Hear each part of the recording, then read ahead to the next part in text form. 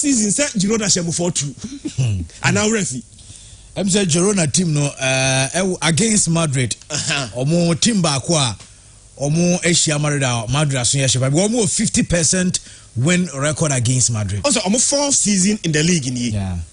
So omo 4th season in the league in here dia. Just in the league, omo Madrid about how many matches? Here be omo 2. Yeah, 6. 6, you know, Andy. Omo lose only 2 pay. Omo lose only 2 pay. And then omo sani mushia. Last season at the same venue na mokwa ko share ono no. Andy omo bomo 4-2. And our league no so aye bona. Andy omo start no simply amazing. Before say Barca airborne run, once a Barca born rentino, Barca abo one more game than Girona. Yeah. Na Girona any league table no. I don't know how many points. Na Girona I think some more 19 points. And Madrid I think say no more 19 or so points. You become near where specifics no. And na Madrid to me no na Barca to so miensa. Barca win ye no and Barca abeli dia. Girona and to so no playing against Real Madrid. The most surprising start of Girona season is Andy, they are unbeaten. Now we league table no so and ya unbeaten ni keke. See teams are Asher goals pa. And the Odom said Girona Asher goals more than Real Madrid so far in the league. And then they Omienu Nesia. Second and third Nesia. Nyamienu Dukreni a game and Sumuba shi papa. Do be wini bia no ebeta league table no top beam. Se Girona winia, they come back to the top of the league. Se Madrid nisu winia, Madrid back top of the league. And also class you know, and yes small class kra. But you buy Premier League no so Liverpool and so Tottenham Hotspur. Yeah. Okay, Liverpool games on Mobona 3-1. Tiene high scoring rate no. The share team so on say starting season no. Spurs you unbeaten. Yeah. Obian Spurs. Yeah. We have Premier League ni mo only 3 managers per and about Premier League ni mo omo first 6 games you know Andy na first 6 games you know teams you know and so 2 goals in their first 6 games in the league. Spurs are back home. The first 6 games in the league. One Macron out 2 goals. Playing against Liverpool and also games you know I think the only game at Liverpool answered 3 was against Chelsea on 1-1. If you are banning Liverpool said 3 or said 3.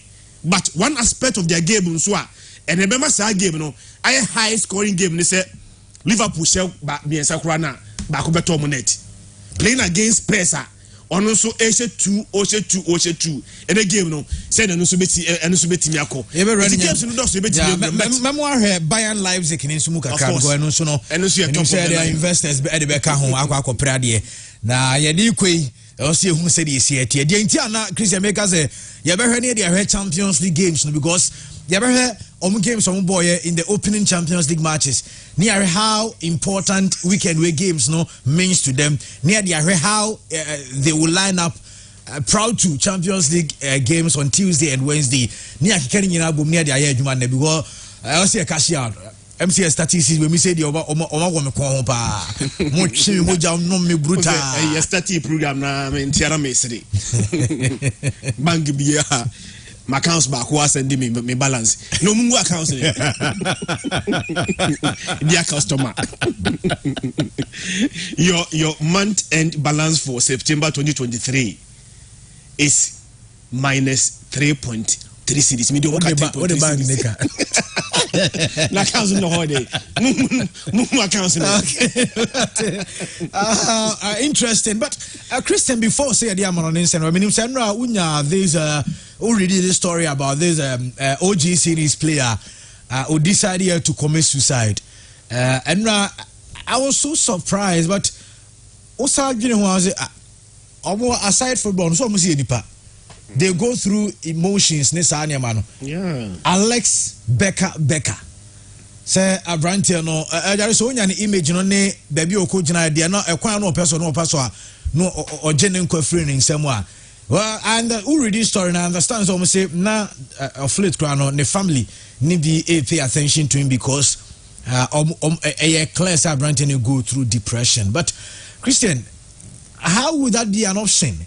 Her picture we see we understand say bridge okojina so no eduru baby now say ye be panache onyina ombe patch one san abrante no omo it me a rescue no nyesa anka bia football anti asempa say player e decide say obe commit suicide I want ana anya wanwasa and sometimes suicide there life here precious and e back up and for somebody so be decided say oh taking a life there yinti abrante no and in some of me will be committed suicide and I'm say blame nipa kro e bia there two nipa kro no to e bia nka be take the same option e bia nka be take the same option we are say ntina da bia we need to inspire hope.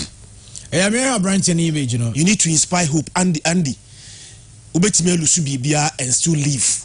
Yeah. They ain't not believe because we have hope so ochina be. Yeah. But the moment now any person will begin to lose hope, that person may decide to take his life.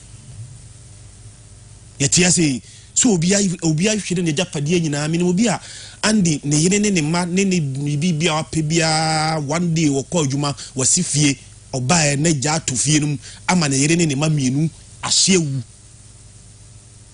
But the pakro no uncommitted suicide identity because GDA hope say ochine be besa ye. But the moment you begin to lose hope, say enye ye biemu no, one shot you may decide to take your life. And ade ba ko nso a say you find it serious. Ade find depression. Yeah. It's very normal to us. But depression come on for power. Now saying I me share AGT one guy be ba I think say Australia Got Talent rather. Okay. Obe narrative among for committed suicide in Australia and the numbers near crazy.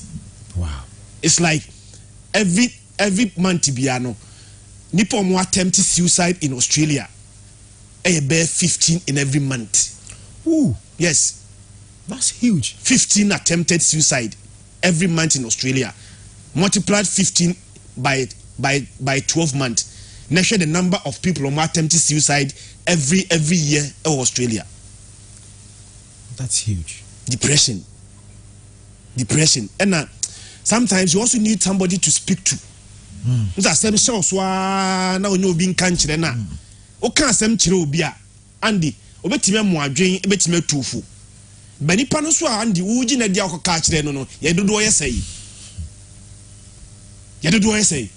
Si etia sei na obi wo kan asem akire no na onim so wasem no abia ho akire a wo kan asem akire na pa futu no and the waka asem na akire na wie no no de kodi nkomo ba bi foforo ton asem ti san asem ti no amanfo nya didie se on kan asem nkire obi but at least dia benya one person bia Andy yeti a wiase nipa nya nyina no me sure se ho kire wa obenya nipa ba ko bia obetimi aka asem akire no so one kan asem nkire obi na show so na we may decide to take this route.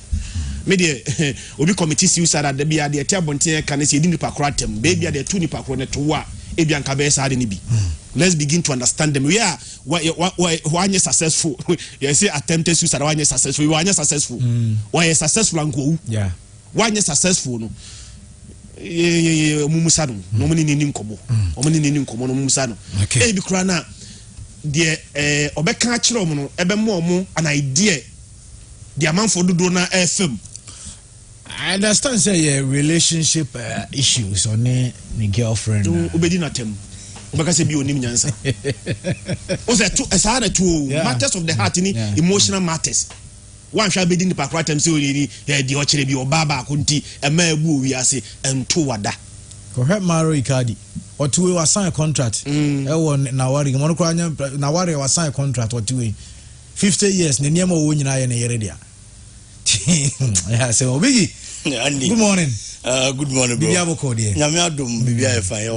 Okay. You are better to see. Now, Secretary Casano, now or come about Australia. A month for a try to move a committee suicide in every month, 10 years there.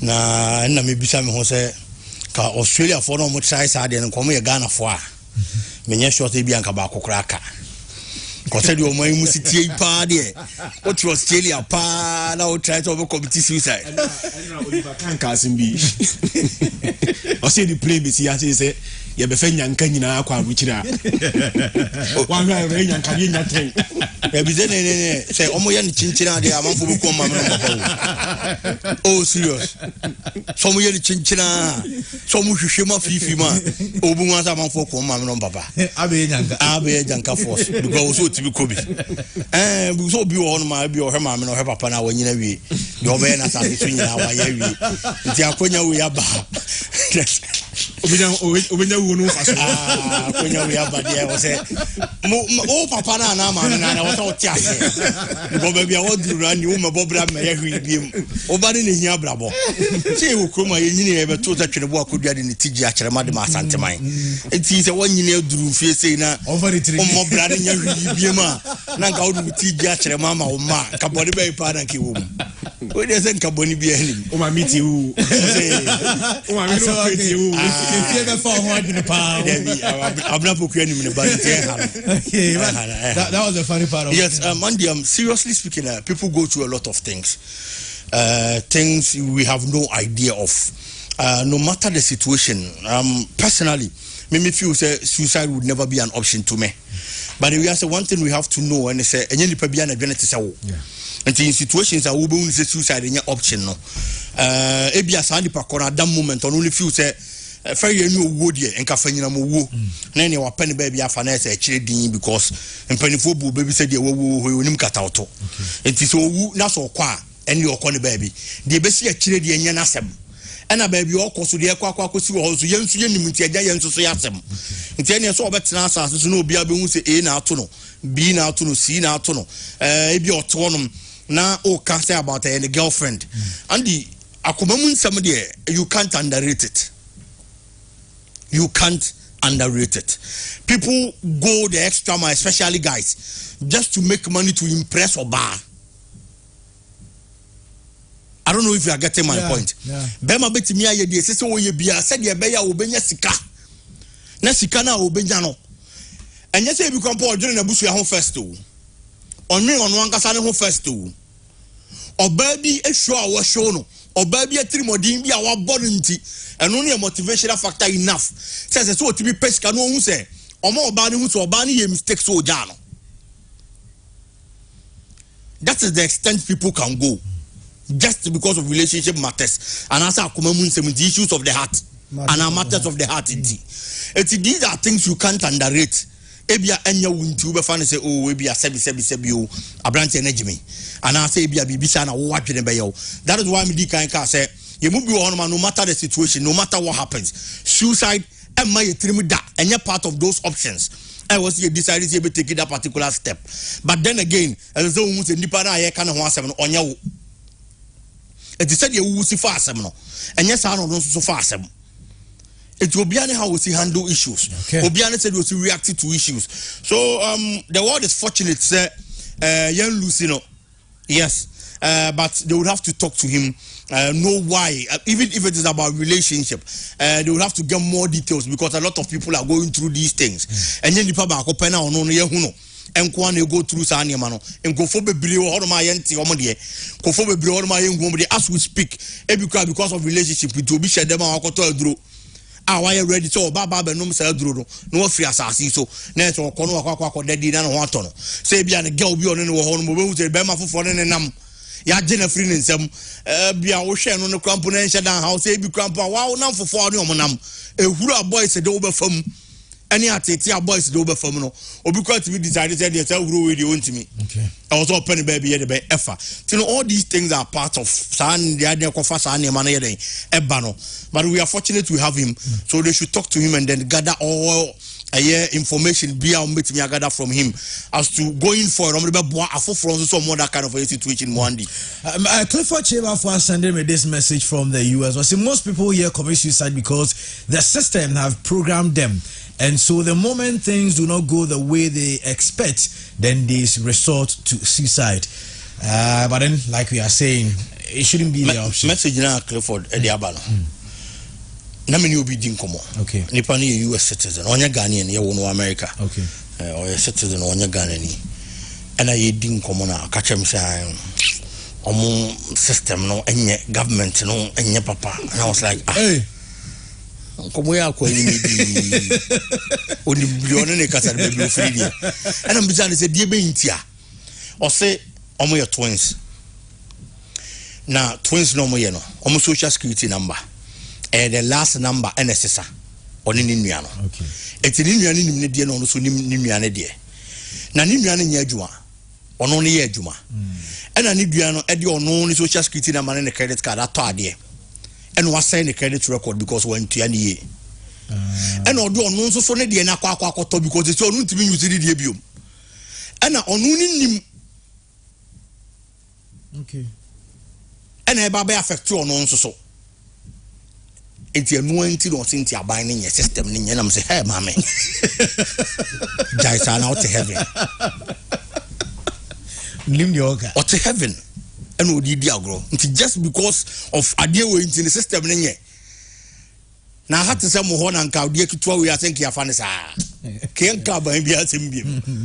The system na clear for the ka ho asem no. At times based on where they are. And they said your moon si hu niema no. Aha, but adana chairman e ka say mi so man ya di fufuo de. Niema bi ho no ma ya na intense wa ha. Yandi. Matimi and Farmer and Insam Raya by the Kenya Air to us a weekend matches PL. But Asante Koroko, Porcupine Tertiary for sir, and any week and Omoko Bibiani, Koroko team Nicole Bibiani.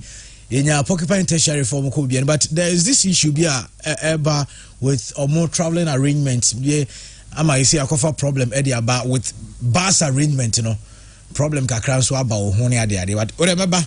Na me the details no enso de bansana no yenko fam no nsemra high pure 95.7 FM pure FM TV on Facebook live on sa ebetimi akadumi what Christian ka what big in camera the Andrew so betia from anti Caslas Jacob Achu Sebe leading production team Bright Abo Taylor Bright Owusu Messi Sabigo from Pond Allen Paul and of course Joe and Jare so live on Facebook now when you be a chairman BKB and will be try sense we taichi and edition no enso ba ya kwa na ya ba dia Kenya na enso to aso ya ba isia. Are you ready? Are you ready? For the thousands in attendance and the millions watching around the world, ladies and gentlemen, let's get ready to rumble!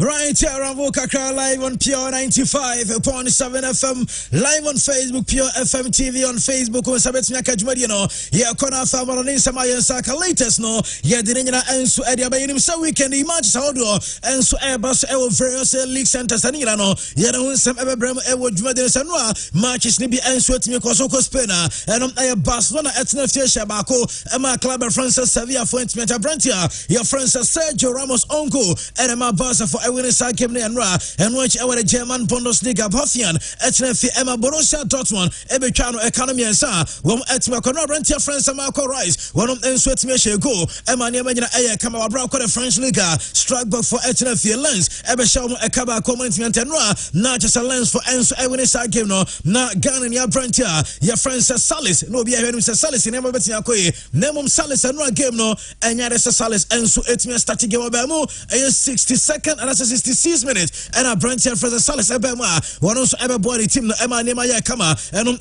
said ya hunse mesiatia ya Emma mo ewo shono sa na Premier League no by 11:30 Aston Villa body at Brighton Sanso and a Bournemouth and Arsenal game near 2 p.m. and games and also pass and watch you know the same time 2 p.m. no my main fan was Everton FA one any Luton time Manchester United game no against Crystal Palace 2 and a some match in Newcastle and so body at Burnley your West Ham United and a Shelford, Sanso and a Wolves, one Manchester City game, no Basel, big one, 4:30, and on our London Stadium, one of no, a club of friends at Tottenham Hotspur, one any Liverpool game, no, and on Basel, and on 4:30, and a Sam match, and I was Yamiadma Sunday, Nottingham Forest, and a Brentford Chelsea game, no, and on a Monday, 7 p.m., Chelsea Echo Craven Cottage, not only Fulham game, and Sweat Yabaso, and on a later Saba, yet Emma Ewo Chelsea, and a 14th and on Premier League no and watching Nadia Man City for the leading table no one 18 Liverpool Tossum 16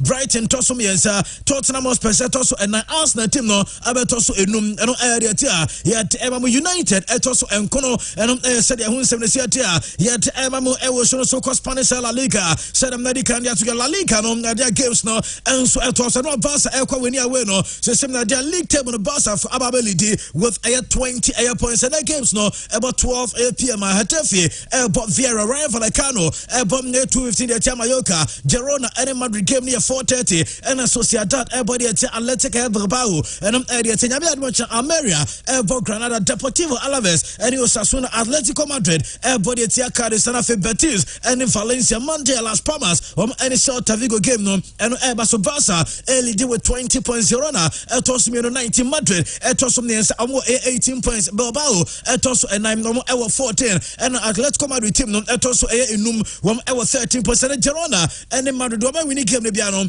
Baso take over league table so and they won't say yet Mamu show so cause Italia Mama Francis Italian league no and games no let upon Napoli 1 p.m. AC Milan and Lazio and a Salernitana Inter now the international idea watching Bologna and Empoli with the Nation Council Genoa Atlanta many Juventus Roma everybody at Fiorentina and games and so Baswa yet Mamu Inter for Rasuliti almost 15 AC Milan so 15 Juve 13 plus Atlanta and so 12 and a Napoli team no 11 points Jose Mourinho and Roma and Yamankoe this season Mourinho at also 16 and yet Mamu Jumadenos and watch Uram Germany Mami Frank was a big one Airbus one now you remember and Leipzig against Bayern Munich for 30 and a summer and so Yabaso and not Dortmund so winning the game no Wolfsburg everybody at Frankfurt Mainz 05 and Leverkusen there's a Leverkusen interest or because of Penya friends and Sabi Alonso Joao no Jordan and so Gusu Monitano and Diaba Hunsem no yet Mamu Sharon so PS Airborne and yet Clement for 3 p.m. and a summer and so Yabaso and yet Mamu Ewo Sono Santampa Ramo and so our Mojic Air Stadium near Barca one game and no mobile Sevilla team no now before the game and able to get a Sevilla and penny for I'll take a decision say game no and yeah there's a team no officials and penny for the team no woman soon ever call a Barca game now say a woman say I'm a club of France Sevilla and able game no name and yeah there's a penny for no one ever joining team no and so Mojic Air Stadium or Nina some say Nigeria air case no almost some idea Barca ya charge almost active with a bribery into this idea some yeah there's almost Sevilla and penny for party woman name them call for almost bribe and so ever say now the second is a Barca for the statement ever and some idea Sevilla for the year no almost unjustified sounds like a inappropriate attack and a Sevilla for them so and run we want the second some idea Barca team no not one report and then penny for deconum na oma plan is Sevilla and penny for before game no one back have a lunch kakra said the omotaya no ombe receive your kama na enkomodi kakra and sweat me constanza and a game and sweat me but before and information so Sevilla and penny for decided said no game no one more Emma a stadium one Emma game be one more anya so Messi Barcelona ho and so baby a game be team nem kwanko na omunkosia common supporters na danko na omunkosia kan enra and a Barca for the statement buyer na omo condemn the course enra so and they Monesam the last minute and some no number buy no omuja Sevilla team no and thereby yet unstopping game no so now as I say Barca ebe game on say Barca ebe home games players no obia oshada odresse kama na oram enso stadium mama branch friends Jules Kunde said here Jules Kunde ono and a Barca after every game Jules Kunde energy na omama Jules Kunde everyone the appearance and so ewo ayamu Jeka stadium no ye said yes here and kwanya one on some fast so our branch no say no the dressings are ya no tardy piemo ewo Barca games say bia huna ushara bontia obeka sem na bia branch no or fashion show and I say bia no or the baby Jules Kunde there and no just unia na fa no sa no ne top no and na dia ne pants and Jules Kunde na wa boni shares aya kama Lewandowski dey na Lewandowski dey na aya simple I just wa boni black shorts and wa boni sneaker kama name so Jules Kunda o brade unze Walesiam Yamakama unia sada ni chenso ene bia ne komo and utu Jules Kunde akwano fashion kakra enso ewo de so ne fashion sense I was so shata na chese wa born no any pansa any da branten ne mpabwa na sana no Jules Kunde na oze Jules Kunde born abebo onkutare ne mobile phone eno any idea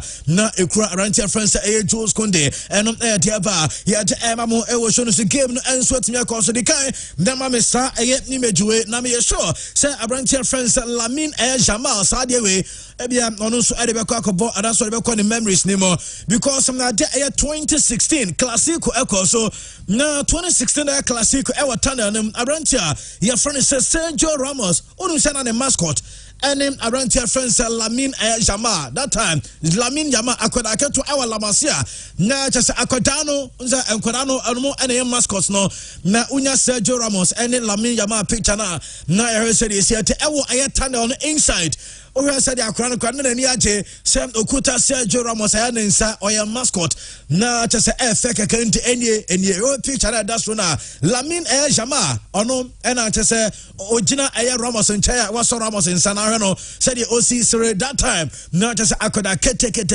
Sergio Ramos na oya captain at the Madrid Sergio Ramos a senior man ono na captain the team no enti the mascot at the Lamine Jamal enra no ni nyina enso agina the same picture so na omusi akanti ora se onoma Ramos and am ewo aye right no Lamine Jamal one something na agina aye left no 16 years and I'm no put Edema Barca first team no and image iconic image across on rata ye the emamo ewo dwumade so and nyato so na me fa we ento ya Christian di kaka sem Abranten and friends aye Gavi no hey Gavi Emsa Barca no or take afa the kind of mama aye Gavi ne clearance no chance e ba ye na chese Gavi out of nowhere no not just a goalkeeper even a goalkeeper friend some Marc-Andre ter Stegen bia na bowe want me and stop him because then can ball bet me a chance bet me a toilet where around your friends like Gavi na acquire Gavi efa so have be opposition nsa na o make sure say odene koko and be kwa service situation no eti ama ni team friends Barca way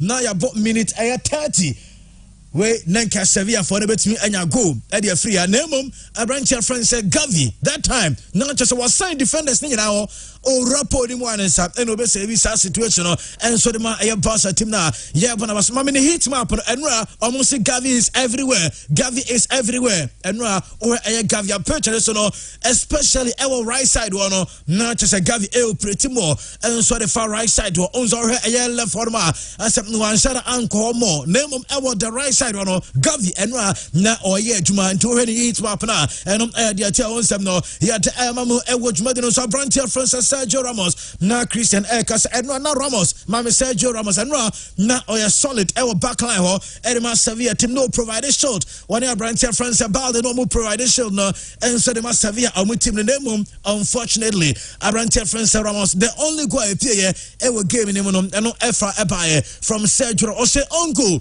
Edema Barca team no and Ramos after the own goal utumus and hano and Sadiatia yet mamu ewo jumade so when some Abrantia friends Ramos eshe on goal Barca supporters no start na just omo chante Ramos nidi Ramos say before the game Ramos say person keep a clean sheet and so Edema Sevilla team no her say no some nimpunko benya aye first goal Ramos said and konya the first goal and Kenya bad because the teammates no one prepare celebration name na the focus and some over defending a team no na oma keep a clean sheet go no ebaye name na own goal and Abrantia friends Sergio Ramos and I'm the one some ensudi tuja na me bacho Barca mame Barca for 2 games and that was no well say Barca and so our familiar faces be no be face you kai Ramos our classico acquire no the Barca players no hey Ramos akwa we say then was Messi mo na enya sem ketua Barca aclare Ramos yere the next Barca as face another familiar face our screen so a Barca next game against FC Porto also Pepe and so Ejinatro Embrebi our Clasico no na Pepe and Sergio Ramos there Mubakubenya red card na Barca enra omo face Ramos nyame aduma midweek wom face Brancher France Pepe and the tia yeah jam because na dia Barca team no ebe bom na dia tia Club France FC Porto and later ever yeah mamu say Barca ever Mujika Stadium on ehoye and so the Barca team so far in all competitions Barca about 5 home games and so Mujika Stadium I mean for into that say Barca enya 5 wins 16 goals and Oma say Barca conceded just 2 and so will finish season way and the new stadium Barca for Siakano and Yama Ayakama and so the Barca team no say over 5 matches now only 5 nina or score 16 goals now conceded 2 difference of 14 goals and just home games na good and so the FC Barcelona and on Diava yet Mamu Ewoshon and no Barca for a little bit of bad news nina aya Brantia France Rafinha Mami Rafinha and no you said Rafinha on so as on Nesre na the Amin can say Rafinha almost same na international break no so say Rafinha ebe set na Barca omo game against FC Porto and the weekend no game on besan so La Liga name almost yes sure so before the El Clasico now Rafinha fit into Clasico no almost omo jire Branche France Rafinha and so bet yes can be after international break no and omo here nim Branche na be okay into Brazil almost some likely some games on be Rafinha and so ain't mean see can be Rafinha so the form Edema Barca team no and latest ever yeah mamu ewo show so me catch us João Cancelo so say João Cancelo on na busu ade omo nyina ye Barca for na mama João Cancelo ne baba and now the baba no cost stadium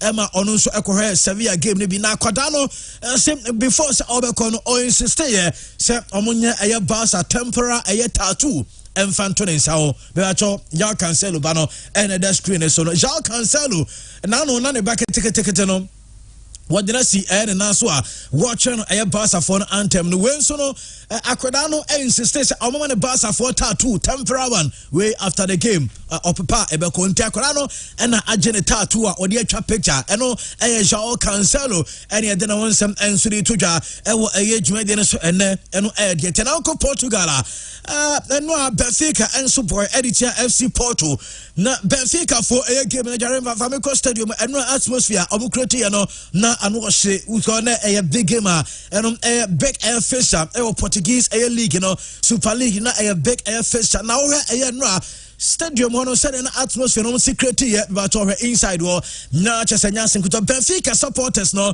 and no niema omuye editor FC Porto na no say where supporters no eduru baby stadium no na omodum lights no e stadium no inside na fe fans no Benfica omo colors near red and ye dum ne sana fire flash no ombe son kokko ni nyina stadium dey aso bia no abibia ye kokko and I wash e was so no good news and some no Benfica for said dem we nyina no Wamusan so winning game 1-0 na Abrantia France Angel Di Maria Di Maria so koye oye adwuma edema Benfica team Di Maria ni goal and no share and so edema Benfica team assist from Abrantia France David Neres former Ajax player Brazilian ono and am na di assist no edema Angel Di Maria na Di Maria we no kwa ni trademark because some bono on say ogina say na of bendis na otimi kele na just kwabena jobe ka cho say akuremu ho ti we no of bendena or kele bona akuremu pa na just say Porto goalkeeper no enso any antidote no the best of enra ema omunsum netmenya sa sweet a victory and deva ya mamu ojuma so to congratulations kwadiama Di Maria and the team that Abrante share go on the celebration na just any no moroso and deva ya mamu ojuma so central so na me come Manchester United as well na say we are United supporter mama fa we to say enra and ya confirm my say United injury list no ebiasa babeka o na Abrantia France Lisandro Martinez and Sergio Reguilón omuye nyina epra say Biggie Manchester United said the name ACTNA injuries no almost same that injuries omunim baby a free because United even players almost season we cry omoba na omoba be pra Lisandro Martinez and Sergio Reguilón and so akokao oga injury list na omoto new striker Haaland oba ne pra ho sanso and a new central midfield and ye smart one also by no pra new defensive midfielder Amrabat onso pra sanso and a both left back Luke Shaw and Tyler Malaysia omunyina pra omo the emergency backup our left back by Reguilón one also pra sanso and a branch friends Lisandro Martinez one a center back onso pra Rafa Varane afe and onso return Harry Maguire baby no pra around one Bissaka onso pra Arantia friends Ahmad we pra Kobe Menu enso pra injuries no afe adiabo week 6 name of injuries ne also and Manchester United so say Mami United omo left backs no na yemfre said the name enso asiatie United left back no initially no more two Tyler Malaysia and Luke Shaw omo we nyina pra and ma United team no ekofa backup enso de bae into left back na United for no ewo miensa be ba to bi say and this year number 1 na Luke Shaw we pra Tyler Malaysia na deputy and I say ono na second choice one who's a prior omo the Sergio Reguilón and bae say see aye kesa Reguilón enso kwako pra and Manchester United there to omo no and I'm get mamo ewo dwumadenes and na mami fa we to get some Abrantia friends Anthony mami Anthony me catch and I know say Anthony Edinani Efrim ewo Brazil Sao Paulo ebe PM enso ewo Manchester Emma Branch no yes onu ankasa Greater Manchester Police for amfred no mum wonu ankasa Echo Police Station ho Emma omo etoto na no best don hwere enum 5 hours na Anthony enso ni police for edin ko opia no am show picture opia na chese osre na me fa we to say United and no am catch us Branch no wo amana resume a training Branch and return and report ewo Carrington no start training with a Manchester United team no mama phone to say before decision I say United team no wom communicate here and the United women's team no catch am say omo decided say Anthony ebe sound so about Carrington no be training because asem no ono oba asem Inti na so mo de ani die enso de ma omo women say team say Anthony enso started training and area tell them say can say na game de own team mo be name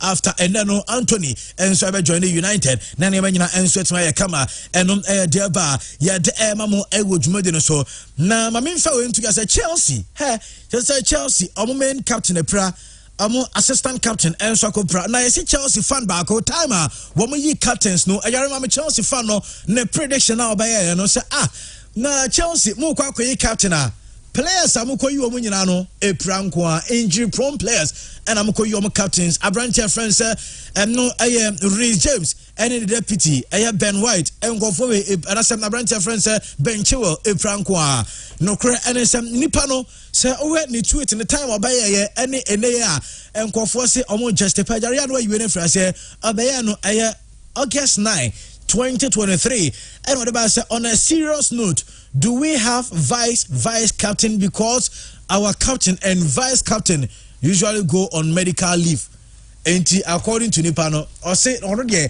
na ope vice captain the third captain because one him say Ben Chilwell and Reece James almost season I dan on be medical leave and we say omo mienu e medical leave Ben Chilwell and so ko prabosome baako and diaba ya de mamo enso odwumade so Mauricio Pochettino Chelsea manager o say ha no Ben Chilwell injury ya de baako ha ne pa na say na we prepare niam bebrebe na to say injury enso atumi akokoba e Ben Chilwell say ha no na o ma Pochettino o de atodwa Pochettino sem ne mfanto obi anim say ono no say omo nim say Reece James we pray name omo hwe ni Mr. Reece James nyame adma by next week even before we game against Burnley Reece James ever returning to training na ye ka say no ni madueki yes one nso no afi enwaba na Abrantia friends say Chuku Emeka bia by Monday wo nyina ebeye omeka Chelsea omo squad no na ne nyina enso tema ye kama de ba na Pochettino esanso di tudwa say na Chelsea omo January transfer window or as manager or ye involved na onim penfo no work omo we identified omo ya nyame adma January di Chelsea for January ombe sanso ato say de utie coach ne nsema all kana Chelsea for in January mo hwe on besan so to be agum papa eno diaba yet mo yesa branch friends Madueke enano wom a video omunya video of a branch na wo pra nemo wom say our club so when you are botching they say Pochettino ne buanyo so now Pochettino say on your branch na kasa o say nya de bia na as a shara have name over the match Chelsea na we pra yenye sa ne ma no ntoni branch na kasa nyo no nko a woni e team no players ni na enso akasa say over the match Chelsea so we pra also otena fie na we so betima recover nya say we pra omo game so ma training na o sorry o tonight club na say o chile o say nya sa and o say Chelsea players e be heavy and Pochettino na Liverpool body at Tottenham and omo kwa away na omne Spurs akobona Spurs coach I friend sem na Angers Postecoglou enso akasa na opanyin no mame Postecoglou o sem nyamfa nto obi anim se ono no so no na o Liverpool fan o se ne dem o be hwe ne dem a na Liverpool images nko a na ne bobo ne no Liverpool fan eno di ono nso ebetumi aka na o se yemfa nto obi anim se game amopo against Liverpool no game no ebe dey name almost press ready for a Liverpool team no because ono said you was no team no was support to matenti so oye adwuma de Spurs no face Liverpool also making sure say nkunim enso etua no mbusa say omate say e wo Tottenham Hotspur players ni nyina omofro aye father omofro dad and was so aye no kre na ono ya no hu ni say bia aye kwan a ofa so a o dress any a kwan of faso or conduct eno na Liverpool players no and asem na dia Spurs players no wo nyina ehu no e man sa respect no omo friend father ebi mo friend dad or say a kwan of faso dress anyhow conduct no e the Liverpool players no don't any ma players no friend dad eno Postecoglou and at this ansem no so Jordan Klopp SM fan to obi anim sem o say Liverpool team we e man no complete new energy now say great na osisa team we no completely new setup vivia adwuma ohe Soboslai ohe Abranche friends McAllister na the Liverpool players no ohe Darwin Nunez anom and said they say Mohamed Salah no form no onu so aka no wana osisa team we no complete new energy and Mr. Klopp said na obetunya kwa akonya we no enso dia ba and the Xabi Alonso coach Edema Leverkusen na omukobusa no so panyin yase Madrid dey say wana nyame admo next season oba be adwuma no and opanyin say yemfa to obi anim sem coaching Real Madrid say o say too early you was September too early ni focus say no Leverkusen ho and attention nyina enso ewo enum Xabi Alonso eno game eno this answer no what at your Madrid everybody at Girona predicted 11 mame Madrid team likely said ne Carlo Ancelotti ebe you see e team na Girona and no sa team we no he sem omunso e Madrid team be call league table on the top na Kepa Arrizabalaga ebe da goal post ni mo Abranche friends Fallon Mendy Nacho Sanso and Antonio Rudiger and Dani Carvajal over returning Lucas Vazquez ever Sanso bench Eduardo Camavinga Aurelien Tchouameni and Toni Kroos our midfield Abranche friends Vinicius Junior Jude Bellingham and Rodrigo wamo enebeli di front to area Madrid team no and mamu say Girona team say dem di kaka no mo 50 winning 50% of their matches against Real Madrid now 6 matches winning 3 wamo a draw 1 and lose 2 the highest win percentage by any team against Real Madrid top flight history and club friends say Girona and the body at Madrid 4:30 and a some match no and so now branch friends say Leroy Sané ono and Copa America OG player of the month of August and the player of the month award no and Sabana Streza Bayern for training grounds no and no present na award no and so the man Leroy Sané Sadio Mane adam for no eno the tia de mamo dwuma so Felipe Coutinho Qatar enra Coutinho and so announce the presence na Coutinho na fantastic goal from Felipe Coutinho Shego man family na chasa akoya ni je enso Qatar league ni mo Coutinho free kick and unia enso bottle net kama Qatar ti Coutinho so start boy dwuma hwese ni manyina enso betima kama ejama no eno jeba ye mamo dwuma so David Alaba the maintenance of Nadia Carlo Ancelotti say David Alaba ebe ready against Napoli. Osi injury no anya de be serious. No kakra bi na branch ni nyaye. Name on person mo rest no against Girona. Name on game against Napoli. Champions League na de David Alaba enso ebeye ready. Na opinion say international breaks no eno enema teams no problems. Or the players no just say players no ebre omunya time for recovery. Well, say, oh yeah, no more sounds to travel, aquamo countries, aquamo international games, or say problems. Oh, now you be so opinion saying your report saying Madrid, emergency backup, defense, or my Jerome Boateng, Eddie Betuja, and our coach, and say, and you say Madrid, Jerome Boateng, and Diaba, yet, Mamu, so Belminic, Elbow Leipzig, and now as I say Leipzig for no, Oma winning almost last 2 competitive meetings with Bayern. And having won only one almost last day 16. And then so you better said yes how much no ebesiako Leipzig and Bayern Munich. You better said game no saying and in Yama and Subesiako. Now Ronaldo Nazario and so name me the best 11, the dream 11. Mame Ronaldo the dream 11 no. Now you said this here video no. Now Ronaldo Nazario the dream 11 one and so the Babon said players are what's here Kenya players are 12. Dini be by say we say Messi any Maradona munti say this here goalkeeper no offer Gianluigi Buffon. Buffon and a goalkeeper number 2. Why and they call 2 Cafu and they call number 2. Yanko ne number 3 or number 3 and I said we and Finfiono or you Frank Beckenbauer central defense no you Paulo Maldini and number 3 no and also oyi Roberto Carlos Finfio hamo and odi mujina Ronaldo any team no Finfio ma oyi Zico Finfi sanso ena ode opanyina edin enso team no ena unia eguso awhwehwe Ronaldo good news and say Maradona Leo Messi enso eba be shemu ho ofa onu ankasa ne ho ono Ronaldo on the belly di attack no ginam ena Pele enso eginam akaba ko Ronaldinho ti ohe opanyini ti man Zico mu ejeje mfimfi na eye Maradona ti Zico ne Maradona ne jemfimfi na wo Messi onu ankasa Ronaldo na wo eye Pele ene Ronaldinho Gaucho na chese ni manyina eye kama eno eye Ronaldo Nazario ni dream 11 and I'm not sure about Montino no and they say Messi bano Thiago Messi I don't remember Thiago Messi Miami Makato Sakura say one Inter Miami omunkola no and hono susina kana akura no swaje number 10 one papa number 10 na akura no Thiago Messi en swaje number 10 ti say like father like son and the number 10 no and I just akura no so dey boy adwuma Inter Miami youth team ni mo una the video na na say this here na Messi and the betin be bobo say baba because players no few players and omoma no omoye great players omoma no and so ball to say omo ankasa nti Messi ba no na sha white no number 10 come and I just say no so yam Thiago Messi ono so e follow ne papa ne footsteps na when the runs na MCM no person o ye ne papa de na bi pepe and the eba yet mamo e wo dwuma de so na ye ba be see from them the attention na dia Manchester City and Chelsea for Abrantia friends Federico Di Marco and Inter Milan full player no omo hwe omo nsa betia kasa number 3 no and the eba yet mamo e wo so Real Madrid Santiago Bernabeu you see initial plan no say 14th December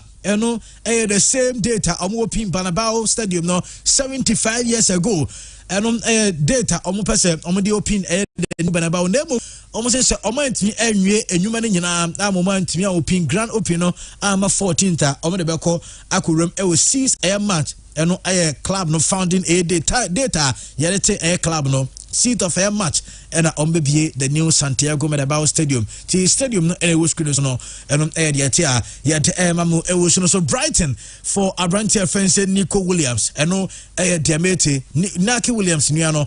Yes, say Brighton him say 21-year-old no woman so nsa ebetinya kasa Brighton no and thereby say Chelsea for na confirm say the infinite athletic for no omo na say Chelsea just no ombegu animo for the rest of the season. Makato was 1 year and omni Chelsea and so be adwuma and the free the Blues as well ba ni nyina no ye mamo ewo dwuma je nyina so na memfa amona nsem no presentation nsi memra bidwa for na imra nsem say Christian Andy I'm Samra was we be my and now see Sevilla for say Barca day say on say initially before game the Dicabe to just say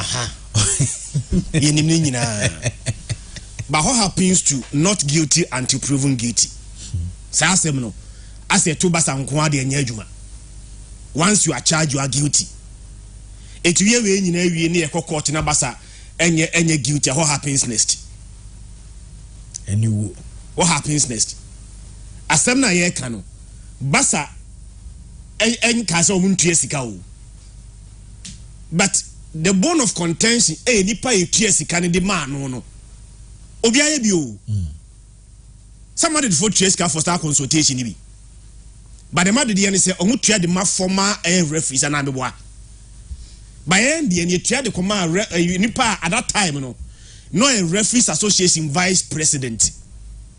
And kwandi ya ntua sika na man direct. Ye tua sika ne man the company and the ban da no. So what I say, and the amount for any case in any case, say, number one, the person involved, vice president of the referees association, and the TS can command the company, and the amount of money we paid, and the say consultation quadia, and the nasi cano sododo, but you need to link it to corruption. So I see a TS can the bribe referees, Andy. Say so chire da and asumesi are not been TS can demand. Yet this can makuma asumesi. Why vice president of the Referees Association of Spain. Any TS can demand. See a TS can demand say on my referees now influence games in the air. Then the prosecutors will need to also prove say indeed but the TS can edema this referee or this referee. Anything as a court. Ye ni assembly we. You pronounce Barcelona guilty, but Enamabontia, yes, Basa guilty. Huh? And Meremuno, yes, no one is guilty, and to proving guilty, you are charging ye. And the fact that we have been charged doesn't mean say we are guilty. And Tinosade na mo yani de nyamiano mukrini, assembly court ni edibima. Amam for bete nka okruma pa. Na se won sanam ni Manchester United full problem. Eya ko so un play bia asemba ne ho a player ni nyam pronounce no guilty krana no ma take decision Anthony di and no guilty when any say Anthony guilty e asem no bi dey ato no so yes tranchen Abrante Feni Greenwood di e ba yes tranchen class no be place ensem wo mo pa one day and some of place no ho no senka me yeso se pate esia kare Manchester United come man tranchen. Entino asem de quarter yentwe yeni asebni wie yediwie na yedifo a asotwe ho no na de amaye yeni fo a you don't begin to pronounce as guilty enra ni nyina echi na sa hye wo mo ni nyina echi ya sa hye wo mo na de eni kan se on se basa ko a new home no na ni se bia bebre kakra because na mianum ni kurani what na come nu na abo matches nyina na o se afedie o be renovation tino o free come nu akwa smaller stadium enra Andy onu se come nu a attendance na nkasa no anya makura no and utim na 77,000 last year average attendance come nu and na 83,000 average in the league 83,000 benra game na boy no eri per cost stadium na 41,000 Barcelona for dwa performance ni nyakura no na ebo game no come no a and the nipa beba no more than 50,000 but the new stadium no attendance affected 41,000 a game no but regardless of that 5 games the new stadium no Barca winning all those 5 matches and against Sevilla and Casana omuye team no and another make culture say in the league 8 years ni Barca and lose game to Sevilla in the league for the past 8 years. The last 4 meetings in Yano, Yashomu. Before I know Diano, na 3/3. And 1-0 become Andy, Yan 4/4. And that is very, very impressive for Barcelona.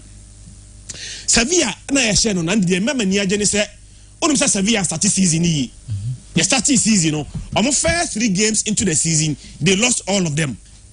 And your international break by right after the international break so Sergio Ramos and after international break Sevilla above 4 games all those 4 matches Sevilla lose 3. And we are talking about a team where the first 3 games into the season they lost all of them Now you call international break by now 4 games after international break lose CB. And the impressive when say team na no team keep clean sheet after the ball credit so the bet me at 1 net. So the last one I won't say last one was 1-0. Omnes Asuna was 0-0. Omne Lens was 1-1. And on last game before somebody Basa Babisiano. I'm going to say Ameria by 5-1. So team on in the Babisia. The last game was a 5-1 there. A Chester than who kakra. I would share 5 goals in a game. I dear Maniaji Amabasa in the game. They say, okay, game Nibia. And Rania can send and say Basa defense no and the name Liki and Ameboa. Yeah. What him said last season. Basa conceded 8 goals, now week 25. Asana Barcelona conceded 8 goals. But so far, you bought 7 games into the season. Now Basa conceded 8 goals. 8 goals now. You had 7 matches are conceded. Last year, you had 25 games and I conceded the same 8 goals. At that point, we saw some many matches of crack. I said, one shot Chelsea record now. And we say I'm conceded 15 goals in a season. I think say 2004-2005. No, one fan can be equal. I said, you bet me BT by Intimia. It's for the first time the last 2 games under Basa Bono. Then he conceded 2 goals.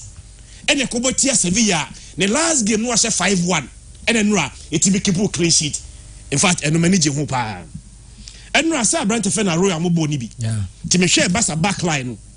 Now Abrante Fena Cancelo and all right back. And a body a ball left back. And Ra Namianum can game no bia. Abrante Fena Juice Kunde organization at the back was impressive, solid. Say Basa bia say who's a born by so. Na say Basa ST offside trap na. Organization on a drop place na say let's move near set offside trap no. Apart from say organization and no total play as a defender, as a center back, Abrante friend Juice Kunde was solid. Abrante your friend no Christensen any you see among be say Basa center back partnership no. Which one is the best? Juice Kunde Christensen and answer Juice Kunde any Arroyo. Na mianim no krenu bi samia. Basa center back partnership there. The first name should be Abrante Fena Arroyo. The reason is very simple. Say oh bo a high liar. Untimi Abrante Fena Christian because only speed. But Abrante Fena Arroyo speed, strength. Betimi bo high line. Ball no touch here. Betimi about defending. And it is only one na say Christensen any Abrante your friend Arroyo any ball 5 now. I think say and no much say Ometima Yajuman Diamai. Okay. Adia many na be surprise they say Basa DM no in the past one about Frankie de Jong. There be before Frankie de Jong say Sergio Busquets. Yeah. Sergio Busquets koyen. And the akwa Abrante Fena Romeo. Say only one more Juanebo Sergio Busquets me boa. Enra Sergio Busquets only one Juanebo Frankie de Jong. Enra Frankie de Jong bra. Na coach no Eddie Romeo asna bench. Not the Gavi Ejina ADM no me line up na me say hey asem ni fie Ben Juma Gavi yen wo hwe game no bia e say boss and my branch friend Gavi. And no me share line up no say normally yani ebo Rafina on the right side of the attack. Ben game no obo Gavi ODM. And on the left side obo branch friend Kai Gundogan.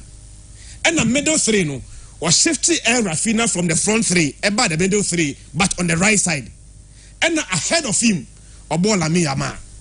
Nti wo game na Basa threat ni nyina no then on the right side because Cancelo our right back and Abrante friend Rafina about the right side of the middle 3 and Lami Yama edo no so create several threats no now on the right side and Abrante friend no Yao Felix e ka keto sen ko an amazing goal pass na ya Cancelo the man no what the ball the man na o so hit crossbar no and a ball ba na se a e ka keto bi sen ko Ntienra sa lineup no uhwe ni initially and you mbehyew but I think say players ni adwuma Gavi obia ka ojeje Gavi ho a you say Gavi overrated nyamianum no krani Abrante no is never overrated and the enra onim say na me ka say Jaribeta the Clarence na to one more the passion and say competitiveness na Abrante the ball no nyamianum no krani onya Barcelona supporter kwa na who say Gavi bobola e say we impress Enra Andy or a young player but the confidence Unim say recoveries in Kwa Gavi no. O make air 12 recoveries for a player or what a positioner and a normal position. Benra recoveries are brand defending Gavi and Kwano na 12. And that Lucas Ocampos air clearance no. And unim say oye let ki 12 bi akabo no bonisa. Body bonisa a penalty and a red card. Because I know the goalkeeper was beaten. I born in Kwakose. And a branch friend no Gavi Emeki sa clearance no. Enra, that was the 78th official La Liga stats. In all competition, 104. And I think say a branch no ensu ye adwuma de ma Barcelona. Adia you say na Barca for can say Lamine Yamal so we game na or start here no na instead anya impressive kakra, but as the game ne koso na no na fi or when into the game. Be second half he was very impressive. Ye Lamine Yamal every game more playing time. But say some playing time no Nisaka because Rafinha injury no me sure say baby Rafinha saw any day. One shot Rafinha anko krabe 3 weeks bi dey. Rafinha ebeko nchen. Rafinha ko nchen dia. Then Lamine Yamal no benya more opportunity to play more games. And ye na film no and one buy. Sa Femi Lopez no. Akwa mi bobo. Nyame no ko ni onim bobo pa. And I think say on also be adwuma. But ni nyina chi no baseball game ni nyina wi a ontimi nyi goalkeeper no so mfrim. Enra Ivan Rakitic ball shot bi on. Minim say ball na sha wi. Enra say mo say Mark Andre ter Stegen. Enso timi yi ball na frim. Enra de nyame no ko ni manage.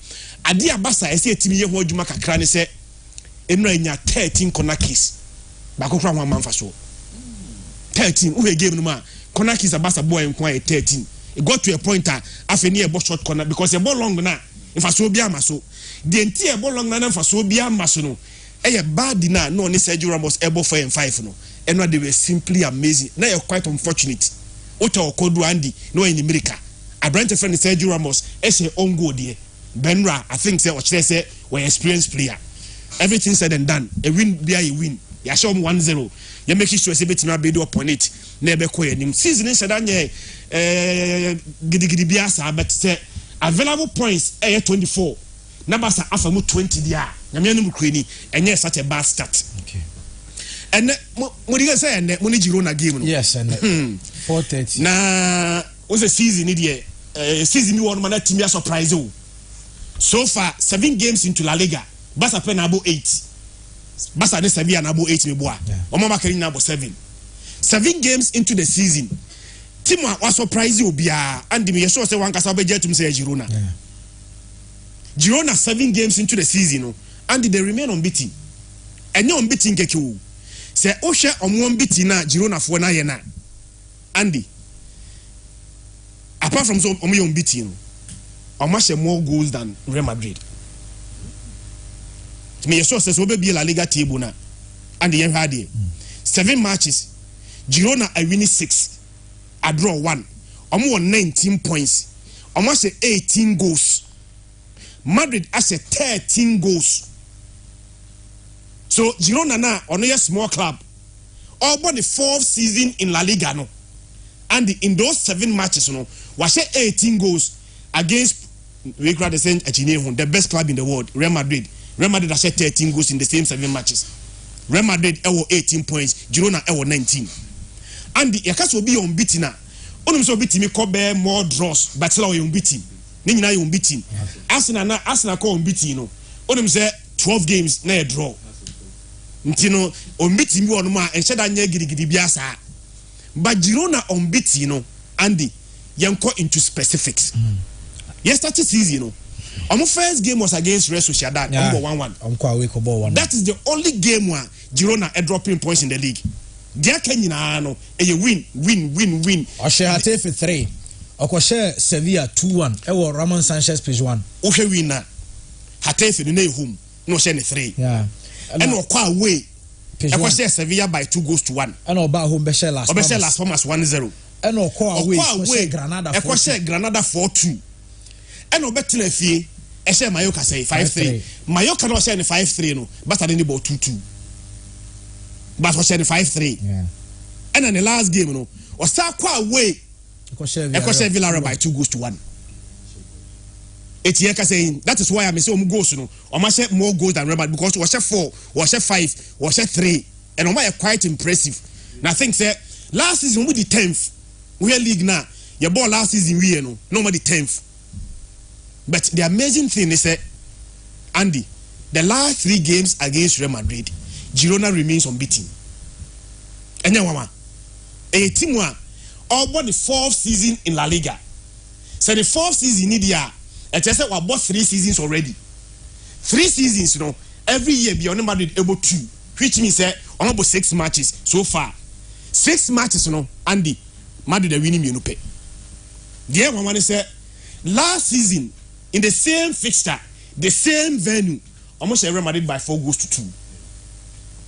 And I see this year, almost our form of neighbor.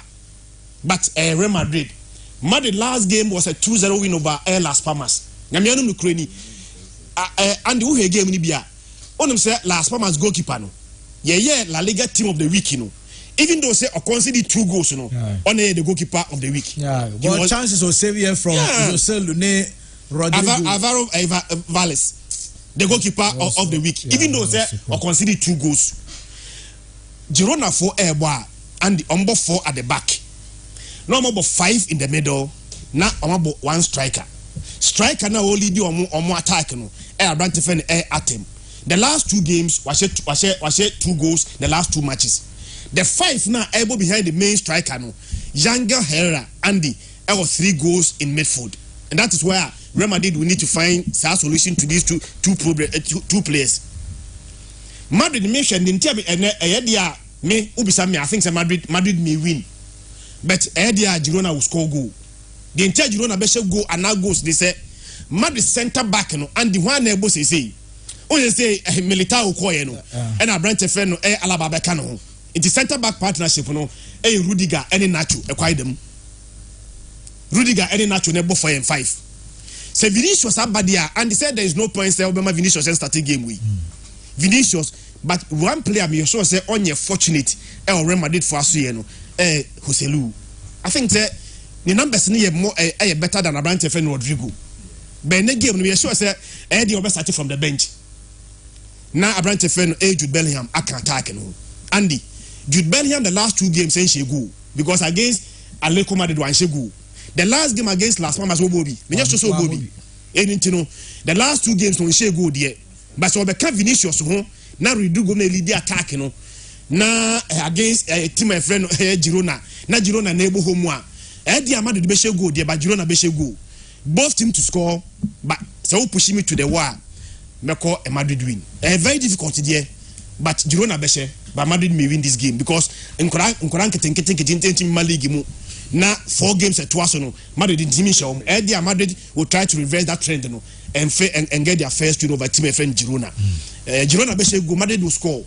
The most likely results I will be some bet my draw. But so be win here I'm going for a Madrid win. A Madrid win. Okay. In the Premier League, Bournemouth Arsenal. Andy Arsenal abo Bournemouth the last 12 matches. Oh Kofi Kisiemu. We say the Arsenal be she go. The last 12 games are Arsenal any Bournemouth Arsenal. The Arsenal she go. In those 12 matches, Arsenal has 29 goals in those 12 matches. Okay. So be the English Premier League table now. Your teams mark 9 now so far winning game. Teams me sana eba no. The newly promoted side no. Sheffield, Burnley, any Luton. Omo winning game. Baku oka ho a so far winning game no. Team friend Ed Bournemouth playing against Arsenal. The Arsenal beshe. Andy, so the games I have so far this season last season the one. Bournemouth about 10 games in the league on winning 10 games in the league on winning okay. Against Arsenal there the Arsenal beshe. There when he said Arsenal about 2 games were away so far in the league. 2 games now Arsenal about away ni na no. Ni na mo record 1-0 win. Arsenal share I think say Everton 1-0. And the next away game was a 1-0 win against Crystal Palace. The last time when Arsenal winning 3 away games in the league and they are see twice pay. The first time was 2004-2005 and Arsenal winning the first 3 away games in the season. ACB you know now 2014-2015 and Arsenal winning the first 3 away games. I'm sure I say Arsenal will do it for the third time in their history. We'll be in the first 3 away games of the season. I dare say Arsenal you want to say we league na Andy. The first 8 teams now omo lead the league table no. Then you go to swapa no. Arsenal and West Ham. Arsenal say 11 goals. West Ham as 11 goals. Teams now can no as more goals than Arsenal, and they will need to work on it. Last year, Arsenal show double. Okay, Vitality Stadium, Arsenal say almost 3-0. And a second round, no, Arsenal show almost 3-2. Okay, exact game now. Now 2-2, 97th minute, and a Nation, I said the winner, Edema Arsenal, and a Rice in the hole. Saka and Sunny training. Baby Arsenal for a lucky options. Saka ni wa one nebo. Trossard is so proud. And a Trossard is so proud. So say Trossard is so proud. Once I Trossard the ball, only Martinelli the ball on the left. Martinelli and Sunny Honum. Jimmy sure someone her coach, Eddie Gabriel Susbeko left. No avoid Edin Ketia as the main striker. Regardless of the BCBR, I think say Aston will enough Arsenal some waiting that team one. Your friend air bomb of the final game now. The biggest game of the weekend. Andy. Spurs and Liverpool. So far, Spurs you unbeaten in the league. Liverpool you unbeaten. And the elite table ni biom. Adi aye common about 2 teams ni say Omi no be 15 goals. And amewa. Yeah. Liverpool say 15 goals. Spurs say 15. But Liverpool are considered 5, Spurs are considered 7. That's the major difference. And the starting season, Liverpool first game was against Chelsea, no ball 1-1. If you hold on, that's the only game where Liverpool had dropped points. Was a bomb of 3-1. Was a Newcastle by 2-1. A game where we did red card. Or consider the first goal, a did red card. Barcelona be winning again by 2-1. Almost a Wolves by 3-1. Almost a Lax in the Europa League by 3-1. Almost a West Ham by 3-1. Against Leicester in the Carabao Cup was answered by 3-1. One thing I hear common about Liverpool game, they say they will score 3 goals, but they are more better the net. The only game so far this season, Liverpool keep clean sheet was against I think say Aston Villa. Almost say Aston Villa 3-0. And only the only game Liverpool keep clean sheet. Bo bia bo net. But the amazing thing is and the unse game, na defenders no consider goals are. Next attack in the shot. You need to defense because I said the attack in the best now cover defensive now. Yes, I don't ideas are. I dare Liverpool this season in all competition. Darwin Núñez 8 goals, 3 in the league. Mohamed Salah in all competition 6 goals, 3 in the league. Luis Diaz, Diego Jota, Cody Gakpo, Obia as 2 goals. As an attack, Juma the Batman. If any Liverpool. Spurs last game was against Arsenal, 2-2 boy. 2-2 on the Arsenal boy. A game where Son and Madison were simply amazing. Papa and friend Andy Postecoglou buy no. The game beyond a question and 2 goals. We have Premier League now. President they say only 3 managers pay. And about Premier League anymore. Almost first 3 games into the season. Andy, now almost at least almost first 6 games into the season. Now almost at least 3 goals. Postecoglou have become. Tena dia Liverpool defense na leak no. Dia Bob net. And probably both team to score. And the unim say in the league, they can league as no. Liverpool entered Tottenham Hotspur since 2017. 2017 and Liverpool entered Spurs by 4-1. A free Hobano. About 12 games in the league. In those 12 game sequence, Liverpool and Spurs remains unbeaten against Liverpool. Okay. And then so here game no. Say Liverpool Spurs ebo Pedro Porro at the right back. No almost center back no. Christian Romero and Van de Ven me wa. Yeah. Baby I me sure say me baby Liverpool bet ma take advantage pa no. Spurs left back. Say Udogi no. Udogi no against what Mohamed Salah. Me sure say a complete mismatch. Ombe used to hold papa. Now say who Spurs game na. Coach ni enya branch fan Richarlison ni. Into Boston as force 9. Me boy. We have Brennan Johnson, no about James Maddison, no about Kulusevski. Behind a branch here, your friend is Son. Son about force 9 in 2 games. The first time about force 9 was against 81. Your friend Burnley and the about hat-trick. The next game was against Arsenal. Force 9 was about 2 goals. We are sure says our force 9 and Bobo. And I'm just imagining a Son or in form. na James Madison dan eda na chi a all against Abrante Feno Van Dijk and Abrante Feno Joao Matip we say say Van Dijk ni Joao Matip no e kwai dem tie dia board there on betimi ahye bi nyame no mkrani baby a eno so be dem pa ye mfimfi honom no McAllister ene so Boslai ene Spurs mfimfi so so obo hwan Bisuma ene Papisa me hwe sa battle no Bisuma ene sa against Boslai ene McAllister and probably Curtis Jones dia na both team to score the most likely results and say Andy game with my pie draw a 2-2 but double chance airspace. Okay, Biggie Andy Mamemra Ohonuma you go Manchester United Crystal Palace and so many overhead Liverpool Spurs neka crab as a Marhe Bayern so ne game no when him said there be ko be invest in game. Of course I'm not for being invested. Saying the gas every day is a working day. We go to be a match caution, you know. Ordinary days to crown the boys the Gumna weekend. Jenny the head there because na Messan Swashek a crowd on a that of a AC Milan and the last Susu game. No, na Mamisha CM Femfi baby as a crazy DV and a Tottenham that of a Liverpool game. No, one gamer Ushemupadia. Between these two teams now per the on performance was so now be decided say Bianca will be placing bet on based on history statistics and BBA certainly you are going to go for Liverpool. A Dean Liverpool now Kasana that big than that of a Tottenham. It's between two teams there. Say Shana straight away I see Ibaqua a Liverpool now be you know. But last week make say me Hanum say since the exit of a coach Fernando Mauricio Pochettino manager about Tottenham say all ball na obobo efe na eyepa that of Ange Postecoglou, not even Jose Mourinho, not even Antonio Conte. And it's me about the kind of footballer Ange Postecoglou, everybody mad out of a Tottenham. And it's a wish Tottenham this time around. Now you're so confident. It's a team now and the Kwakwakobono Shana Obeshana. He's arguing for free team because this time around the Tottenham team is playing differently than those managers already in Kayabano. Ebiana Postecoglou, any Dino. It is a Mourinho. Ebiana Postecoglou, any Dino, it is Antonio Conte.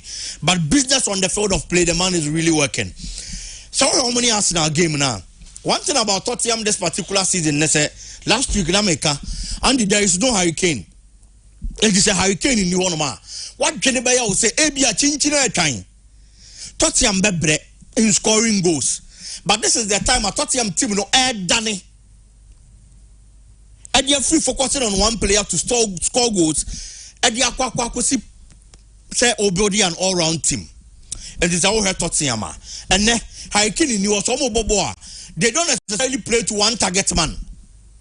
And maybe a chamua. Tottenham player be a chebo or pedality their Hurricane. Because of few so known what quality. Ya Boama Boni Cocodine and some of it me a boy and the needed results. But this time around, and yes, sir, and a Postecoglou be a team. We've tried other players in the number 9 position in the absence of Hurricane. Or started with Richarlison. He's a quality player. But coach here will be said so shots here the Abrante free bench bar. Ebebuano. It's the human song never started or non started. No but now or yet you obey we are what Breno now Richarlison that kind of energy. And so the free bench at the Ababa Bigram. It makes it difficult to stop Tottenham team because there is no target man touching when you see it so. And the putting the brakes on. Now they're breaking the Tottenham team. That is one positive thing for your Tottenham. Liverpool this particular season so build a very strong side. Darwin Núñez last season and Yamanchadam Koyim from Mano. But so far per matches I have open one of the best strikers. So start you. So free bench in elbow. Ubetimi a kind when you have to so Brantiana Obano. Ubetimi a Baba Bibiambawa. Untimi Modina when you Darwin Núñez and Fem. He's been consistent for Liverpool this particular season. So what's your game nase? So free bench in Eba or bar or the baby from Kobe Eba or the goal bebrel or better make it difference with team minimum. And that Liverpool front three, Mohamed Salah, no one Darwin Núñez, no one Sansonia Luis Diaz. That is where Tottenham team will face problems. But I always say it's a football, no. And you move on here, chill on here. But baby, I am here fire the Bedford because that is where the engine is. Born about translated from the midfield. And Sana Kwakwa could do any more. It is out to me here, Juma. Now put the brakes on the midfield, sir. Over to me and your results now. Tottenham per results. Yes, on the person bet me I say Liverpool. And I say Mpo at least a draw the Tottenham betimi anya no betimi anya saa de na Soboslai McAllister. These are players I was a Tottenham making sure so stop yomo. And over Juma, if Bisuma, any Papi Matasa, I had this particular season against Manchester United, it was like there was no midfielder at Manchester United team. They kept running routes in the midfield. Against Arsenal, in the absence of Thomas Partey, yes, but Declan Rice, any player Akitwa. And I was a man when you free day. No more Juma eventually they got it. Gradually, almost the world the kind of quality and stuff they are made of. And the honor was attention deco. Say Liverpool per also, Tottenham per also. Omo make sure that something for no make me I want to Juma. So much to me as a Juma na beboa. I'm a that in that results no. And so abo mafa. Okay. But we should team nekita Liverpool. We team nekita Tottenham. The number of goals almost share. And they said the name is these two teams are and the go both teams they rest assured. Okay. But the mean they all winning game this time around. And Rana said the Arsenal the Nekokoye 2-2 no. I am also going to predict another 2-2 and for Tottenham and that of a Liverpool. 2-2. Yes. Okay. For Tottenham and then Liverpool. Okay. A goal scoring draw. That is my prediction. Andy, moving on. AC Milan and so any Lazio and they boy near ne. Now one game as a league log no. No have baby these two teams will be at that. Certainly team about team say oh. Where they had their own about 3 points and they overcome for that of AC Milan. Obi and I been being any problem. But where AC Milan team now tonight Dina was a team now. You are going to realize a team not gaining some kind of confidence in their last 3 games. At the bar. At this material moment, a team in the Italian Serie A everything has stopped that of AC Milan. This is because AC Milan is a league in people had so much confidence in the AC Milan team, in their setup. Say a strong side because almost winning their games. And I'm going to share that of Inter Milan. Now you move feel say ball now AC Milan able. Any ball Inter Milan able no. Even if Inter Milan is going to win that particular encounter, and Kebeye slim win and slim margin, and Inter bet with their winning. But Omumi no share no ball game you know. Now Inter Milan achieve AC Milan and wash 5-1. What bonefem from? I always say it's a football now. They about winning at the bar, and I say, am I winning mentality? They are tough. Am I stronger on the field of play because the more I watch and now we need to do ball winning ball. It's usually be able to me. It's the kind of momentum and AC Milan build it. AC Milan build it, but now one fortunate to be Inter and Inter break you know. So when you're stronger, a bad day to me. I sorry they free that kind of defeat mo. Especially when we lose our game now, Nandi. Also a another tough game in the Champions League against that of a Newcastle. And AC Milan koye. Oma and Shego. But I'm to be making sure someone loses our game in so against that of a Newcastle. I'm moving on a few on my day, Bano. As we speak, 6 matches on my boy in the Italian Serie A. AC Milan and Inter Milan chain no share 5-1. How the open gap between on that of AC Milan and Andy. At the end, I make us AC Milan and Timia pick from that slumber. I should say Nema Samba Bejida ye. This time around, Nema Koye the moment say, who league log in the swa, on only that second. But the fact remains that only Inter Milan with the same points 15-15. It will league log in so in the Italian Serie A. If you found say Inter Milan chain no. What me make sure so be share near my ye. No one a couple of wins. I need to bet me a pejano and never bedroom pempen so bet me Inter Milan as I compete. AC Milan na ye nim no na in this particular season. And some seasons a day bano. They say AC Milan be going into a game. No be consider the first goal. Andy, no be sign so ticker. No what me about being the match winner. AC Milan last league game. Oh boy, against that of a Cagliari. So any opportunity for a game in Libya. Ruben Loftus-Cheek, Christian Pulisic, any other guys say what team nimu per the quality of more exhibiting in the game against Cagliari no. Abra no mako from a kabako now investors future at the end over because AC Milan na yen nim no. Enye AC Milan a lot of the times. So this kind of more team sorry about being that particular win over the opponent. and the first half na AC Milan ateka no asan so ahye amena baba be 2-1 in the first half. And in the first half, kwanya second goal ni fa so bae and how they left it late and sa no ko break na chance ba kwa ba be so in the second half amena 3-1 no eche an AC Milan side no ma ya spirited Oma sorry they feel that kind of defeat and Oma di Kenya e will league them against that of Inter Milan no. It's looking at the performance against Newcastle. Any match is almost so far. Any the kind of game Omo boy against Cagliari. And Baba win it 3-1 so Omo that form no more sorry no. And there's some different kind of confidence be any mentality and so by a team anymore. Okay.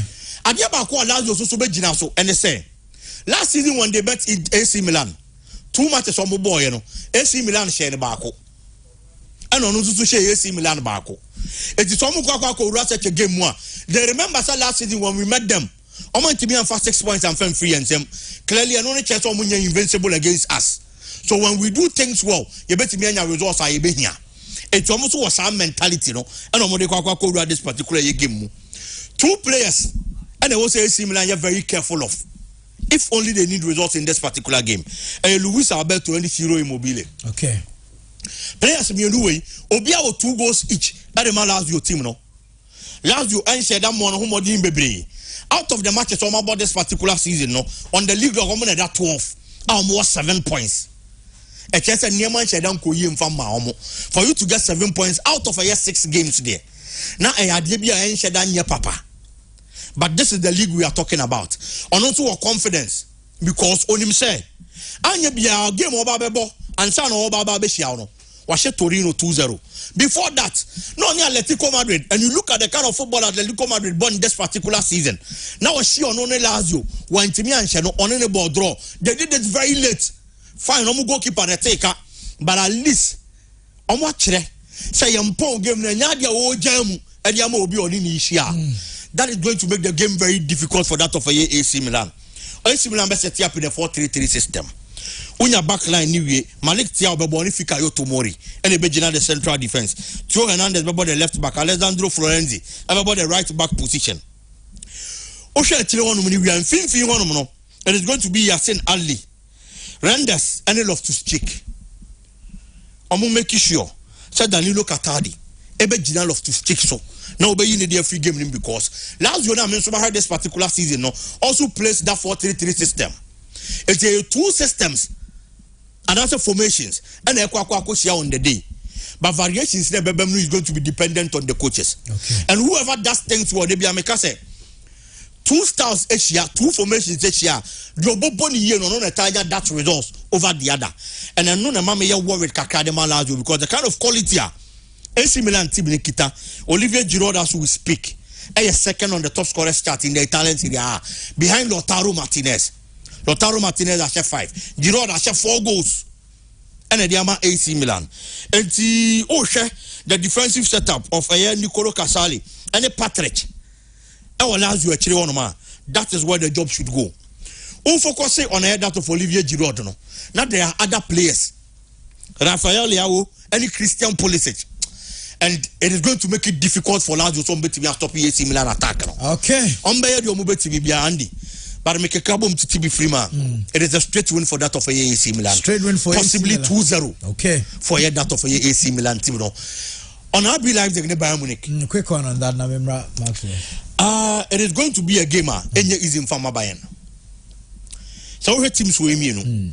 And the kind of quality we teams anymore. And straight away I was saying Bayern team here walk in the park. Because someone say about Bundesliga now.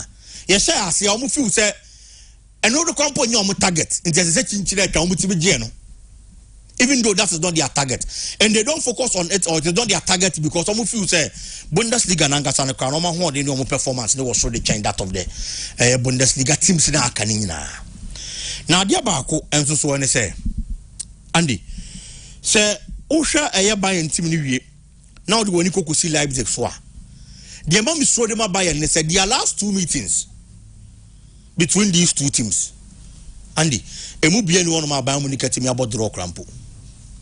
Last season, here Baba be real league, around week 33 or so, if my memory serves me right. I'll be like the Bayern Munich was 3-0. Oshani 3-1 rather, sorry. One sheba kukra. Oshani 3-1 new year, no. And omukoko shiaye. Yeba beshe this season, I say. In the German Super Cup. Omushia wa hono to sono. I be like the Korea. As I say Bayern Munich. I'll share 3-0.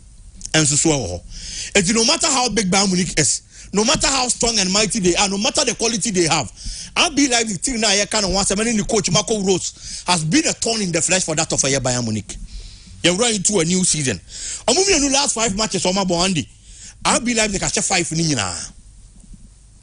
Bayern Munich last 5 matches. We draw 1 and one win 4. It's almost from going into this particular game in Mpono. I'll be like the game was for the change that of a Bayern. Okay. Apart from that, one player who read to me more as Bayern Munich making shots and the corner super is Xavi Simons, the former Barcelona player. He is a young guy. It's a Bianca Oka players. I was a new Comoso. I will live the team one mom fanen kahon. But the woman is at this particular season.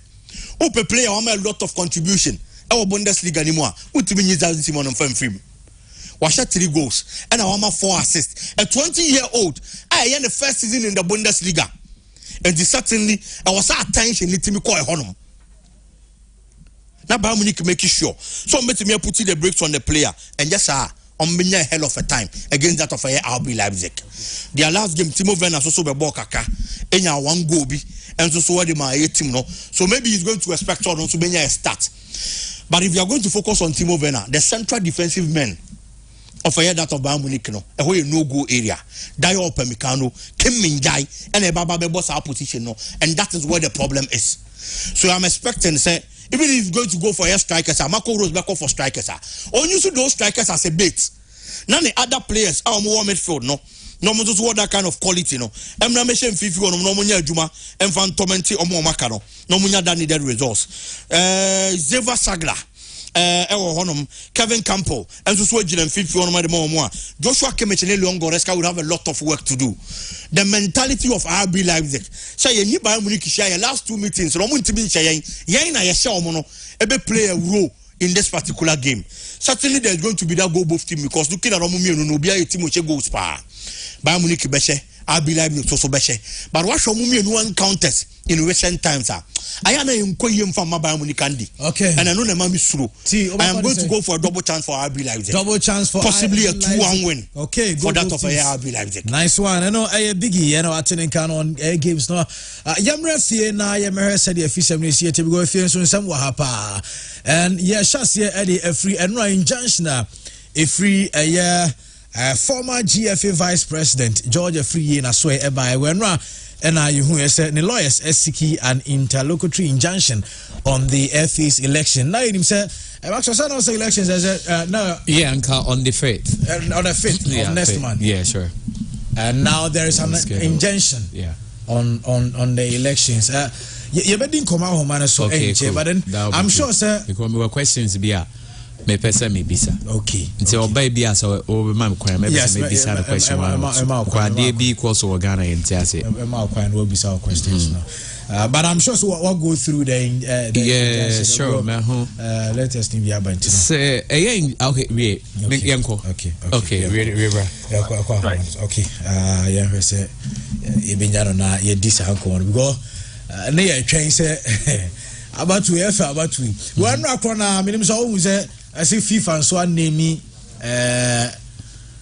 perimfo a delegation yeah, sure. about one so tamalia and also by just after I know and they who say injunction so about betiatum yeah sure now was him ya okay yeah I'll say the issue is FIFA there e don't want to vice election in Ghana FA be bomb man say ya we bibia e vetting e bibia saying e kosi until on this date ni agree say to about so what FIFA needs to do say so modern call for but not on best advice like go say GFN is under FIFA and now there is an injunction from the court of law in Ghana.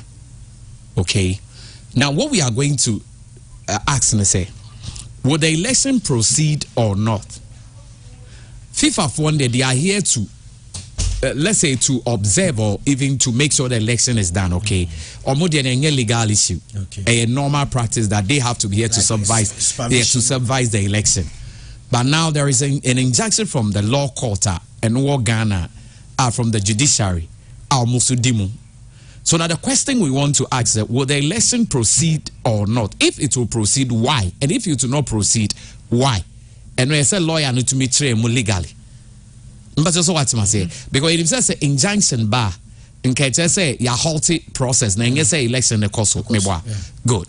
The lawyer ne can say bet me akoso a. Why say injunction about the cost? But say nkoso so why? Because the reason I make us why we all know say the injunction to a dey bi so anka nkoso. But the anti American wine say for a long time a steady terrain. You be start legal na there be injunction but in normal to aso. And what's steady side even legal yeah boy there is an injunction but legal is still ongoing. There's a cry there. Uza kasala mama na ede. Ngane wo bofuni hasa chese. Mekana se Christian esre o mwana muyu. Enne kasala sa akoka no ho. Ntama leg na ede. Meanwhile there is an injunction. So me layman point of view say is it that omo mo kwaji injunction no a fake injunction ye de mo ana. Anaso say for anas organizers of we no so no. Omo lawyers ni are very good when it comes to dealing like giving them legal advice ana. Ana ye niamo ho eno mo de ye court na na say so the other na court no soon to me and take action. The whole system is fake. And this out here, how do you understand what I'm putting across? And he need genesis here. The BR say Chris ye see injunction ye ato so meboa and the thing proceeds. Obia ye nkahe. Nto mo mo ji injunction e bia injunction ye de mo na nye papa. Na ye papa so other na call the injunction to there's nan kofo no busu a ye ntehwe. Yente ni wie so ade so kwa na so san akoso. So what is the point? Because me know can say if there is an injunction on the election process with the FA, some no can so more the balloting for a very committee ni ade nyina aba. So it means that the process is still ongoing. And obi anka he. And this what else here? It's lawyer and the here pa. They need to tell us why because we common also makasa mrana ankasa. Let me tell you one thing. Wisdom there is better than silver and gold. Send Uncle Foka. Mrs. Supreme Court there to abana almost. Judges in akasa we dem ra later na ensiaga. The omo ya say yen to abana nya adwentre. Na say Chris yen to aba enti ye the law na to nchen obi e kire na gene. Enti say wonim nyansa sometimes it goes beyond law no. Enti ya there sabe mum yemfa common sense so nya the encounter because everybody will follow legally be confused. And if this confusion is out there, and my product no crab be a confused product. Say FIFA for normal but say court nka say injunction ye nyan to aso mo de no aso mo be play na ko. Ye ready and normal but until we need to know what's going on because it's been so for a long time and we really don't understand why these things are caused. But talking of the injunction, Uzandi Kaiser Mekachero said there will be a series of events. The date was coming close, so people didn't believe it. Because there is a fastener. Or my say we muna so mufrisu. And a fastener is we musa say or monso no ombe. Abani e betu mamenka no take political sides. No krena yentumenka already. So abani e ba betu no secretary say more than NDT MPP. Efaban. Ohona ye move courses here. Main provincial. Now sa ban bia was so person FA president ye nipa. Announce steady. Okay. Mr. Kwesi Nyantechi, TMA. Or the FA presidency by MPP. How do you say that? Now look at the way he was speaking to the Minister of Sports one year. If or MPP minister will be to me let's go straight to the point. Say Honorable Nilante Vanderpoy to me can say maybe or can say Ghana qualify we in Pachotimi. In Tebeyanka boy yemfa local players in because it doesn't count. Nan komunye can be what was his response? Na omumi enu mpacho why na eye penny why na ebia ni dibro or mine was so sports minister o we anye ho no that say the kind in crowd there is a way to respond because we am pay for but the way o catch no so he speaks like a serial caller meboa you remember soccer and we kept quiet. Okay, Maxwell lawyer ba ho mano so nti ye ni nkomo ye ne lawyer eni ekomo on injunction Enra Abba from the camp of Georgia Free. And so aka lawyer Richmond Saka ewo ahomana. So good morning. Good morning, sir. Virginia Fomboko. Get us no time when you may not pay. Okay. Law and Koma ye diano pay about injunction. When Raya or Honey who say F4 the abase FIFA the delegation abase about to eba so nyame adman next month on the 5th no FIFA the delegation about be supervise these elections Ghana. Fast forward any who say an injunction and so about from Mocamp. Asama Dika Obi Dika Busan who say what is George Afriyie seeking to achieve from court? Well, I was certainly the become any injunction can court. You issue a writ of summons. You claiming various reliefs affecting George Afriyie's fundamental human rights. You feel say in the course of the application leading up to appeals committee decision, some infractions occurred as far as his fundamental human rights are concerned. And they are to court in the court to the media seminary. And that is what it is. On the basis of writ of summons now you issue here and the reliefs we are seeking through that writ, and you feel say necessary say you seeking an interlocutory injunction pending the determination of the action our judge is put it before the court seeking the remedies endorsed on the writ of summons. The okay now say more bro for a lawyer for bro to the layman. La yem breaking it down now will be a OT be anti say ewo obi adwiri no interlocutory injunction again and amore any sa George right here mo say no so sa ka hu Mr. Sabo pardon me say no mean to mean come in details because at the end of the day they are court okay and yen che and my kwan say ye dey asem akokot na ye say dino ewo abonten so. But of course, once you are privy to the fact that processes have been filed, I am sure that we follow events now. Mobehu assembly ye dey to court in any court na dwena obetche was assembly so come the 12th of October. Ye bompa ye court no ebetie assembly mai. We respect that part very well, but Sakobase injunction abey na F4 to also court to abey. What happens next? Oh, I'm now far determining near a basic in that event. You believe it? The Ghana Football Association is a law-abiding citizen of this country, and I say, some could be a quarter, then take prejudicial steps that affects the decisions of the courts. And no crack on I'm say, Komoya Yedi crowd mean to me and some be brave because at the end of the day, I could be court. Say. The GFA being a respecter of the laws of this land, Omobema, Omodi Ebu Ebema Court, Omonko Enko BBI, affected the necessary processes are pending before court, back more attention from the courts. Okay. The FIFA for Babidri election, Baswana Maslo. Yeah, you say, Yasamakupi, the necessary fora, Court of Arbitration for Sports, and the Court of Competent Jurisdiction at our Human Rights Court, our Ghana, and I pursue with confidence George Afriyie any case. No, I him say, I'm yadom. The court need to ask me behavior. George Afriyie anything, EBP or ballot paper. So, and the assembly day, naming to me cash and found. Then so ye bet me aye, and making sure say George Afriyie is seeking the necessary remedies. No, you initiated those steps, and you have confidence say at the end of the day. The necessary remedy. Okay. Meaning your bodies be more savvy and more savvy or more so account aside the GFA. Well, as we speak, obviously, say the Electoral Commission would be supposed to be the body that would conduct the elections. Until the necessary process no bring more attention. Almost so many memorandum pa intino ya the bro ya the ba more attention na you say almost so be kwanya e was o de faso. Okay. But misa we real quick. I mean after the abeko so court we no mo consider cars in subi wo mu ana along the way. Sorry, I didn't get. Na me bisa say what's more trying the court e de beba. More cars in so consideration be behind and because I be also more ready be see actually. Me no ka say bano appeal na appeals committee of GFA pass here na. Yeah, the appeal, yeah, the statement of appeal, and the akoma cast credit. Sa process no so ya initiate e wo.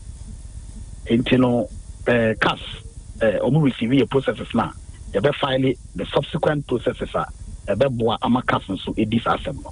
Yes, apart from say the work court one, George free any case and so cast. Okay. La, we there you better see no pen na you go so ya monitor bibia ni so a. La, you better sound so about so ye na ya sabe jinchu. Anytime. Okay. They are available. Yeah, that's super. Sure. Okay. I know lawyer Richmond Saka okay, so medical lawyer Tino Esquire and yeah din community Maxwell. Yes sir. And only Christian na bigi nti baby lawyer so nti mu ano pay ono so dia mai no now so piso hu baby a igina. Also lawyer so ntumi nko deep. Yes. But what sure bibi say ekoso a ye wo de betumi asi. Meboa. Yeah. Nti we still need to wait and see. Because three things. Either say FA for legal brains no more wild. Until they be to me the best of legal advice. Until the FA are able to jump all those hurdles and still go on irrespective of injunctions. A bit to me so about say a real disrespect and they be a or mubu courts ni enimtia. So mo kramu your mom farmers and pro any ade. It can also be. And a bit to me is almost all mo koji injunction and so mo injunction papa na say baby or mo defa no and said that. Because any American or here they be injunction basel competition obey the eye bebo. But kakra minim ne say for the love of the game, for the development of the game, for FIFA any goals need to go on because of scout mu yintino.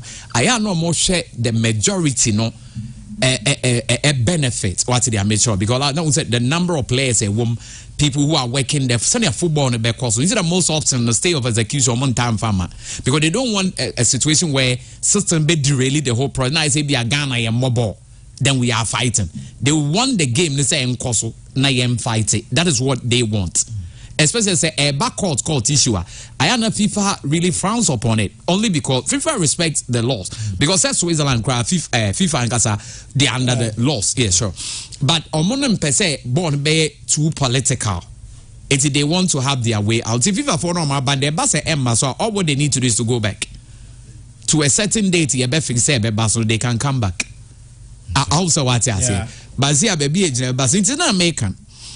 FA about warning in ano. First, not president na appointee. Also, Mr. Nyahota Maklumoni at that time, Nina. Baby Drew baby no. Oh, the real problem is this. As a Ghana for nya be clear. FIFA and car say mema buying Emma ball muda enye no kre. Sasem no. The past administration the better that Ghana for.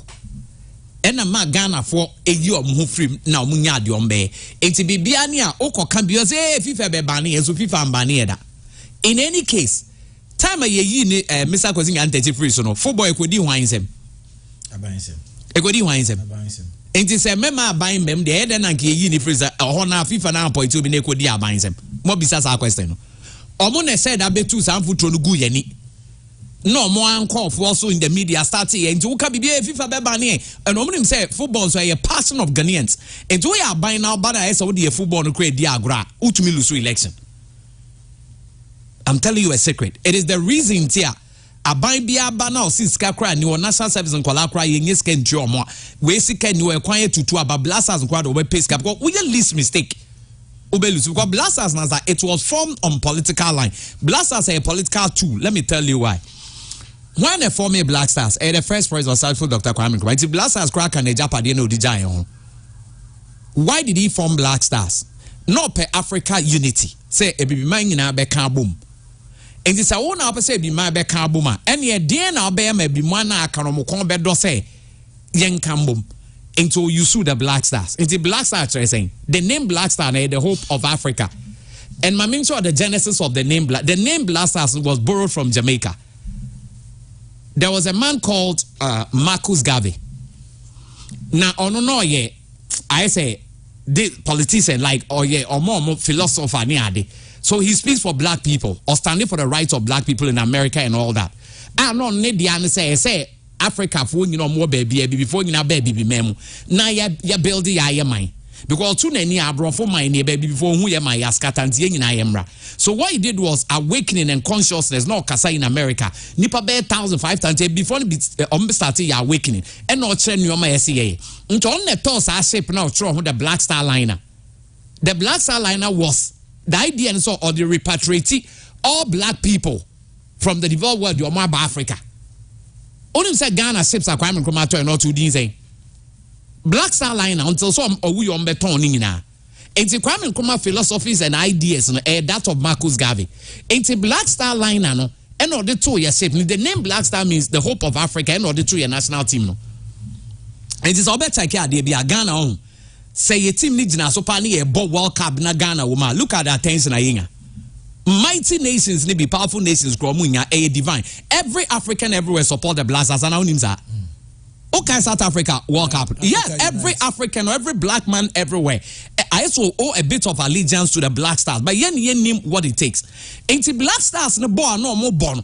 Ne ya kono ne ejidini was also a tool other African countries said no yen they are Nkrumah yen yebi. Yen for your home born for the Africa unity. Into that time so be rebel say Kofi Moa. Say Black Stars go born no from to the castle no catch a moe.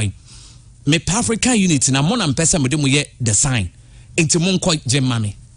Into from there on, the Black Stars near team ya pampa from that ya pampa. Now that time when I be call castle, no players, no more dining, no more didi. So it's been so or bibi near the mom. A drew baby na didn't break here. Is the president could force to buy no castle? Okay, yeah. Into that time, I mean sure. No Black Stars and said I'm pay World Cup. The entire young World Cup. Yes, I came to me go nene AMP. They are near pay Africa. Send a Africa unity, but until world in the abroad for the month for massem. It's the near African Cup new, but World Cup now we don't really have time to want to go. It's a Black Stars near political tool. It is all the way a Black Stars near Kwasanet into the American say. FIFA yen say. Debian Sabine ye FA leader na. Abine sape project view on master and that's a development of the game no. Obo my boy. Na for frab anti de bia yen ko ba bia so steady ya. It is here the person is a member abine any the leader of the FA. All right? But football people now enter abine the leader of the FA. Now because it is the government, national team na why there. One edin sika shame. So who told you that why would you seek a sponsor there wahano? Ebi aduma ye the owner of this company or didn't seek a only say. Is that the case? Or will say, but because we're joining associated, the how is the way we do. Into on himself African countries, ye to me yes can boy and hobra just are buying. Into ye FA owner now are buying the support. Into I saw mu tuning in our journey together in making it work. Into the FA president, so Nimna Scadi at the man or Yan Basavas are buying to meet in the two man out him that. But you're buying in because one, a buy be or baby up percent in Nipa and a word FA ho. Do you know why? Said Nipa ko FA ho, or to me and your man or they have or book opposition or bet to my idea have buying or also. As some make us on it here. Ain't FA election be a take political turn. And let me tell you one thing, the last election, then the market win here. Only one of them anticipated. Also, I got no behind himself George Nebe winning. Mr. Kwesing Antechi. Because so or carry weight our Ghana football, don't joke with him. Don't joke with him. It's ye who say or support Kate and Amewa. Or support Kate, what was the results? Next year, I'm not do you know where Mr. Kwesing Antechi supported? Only baby or supported.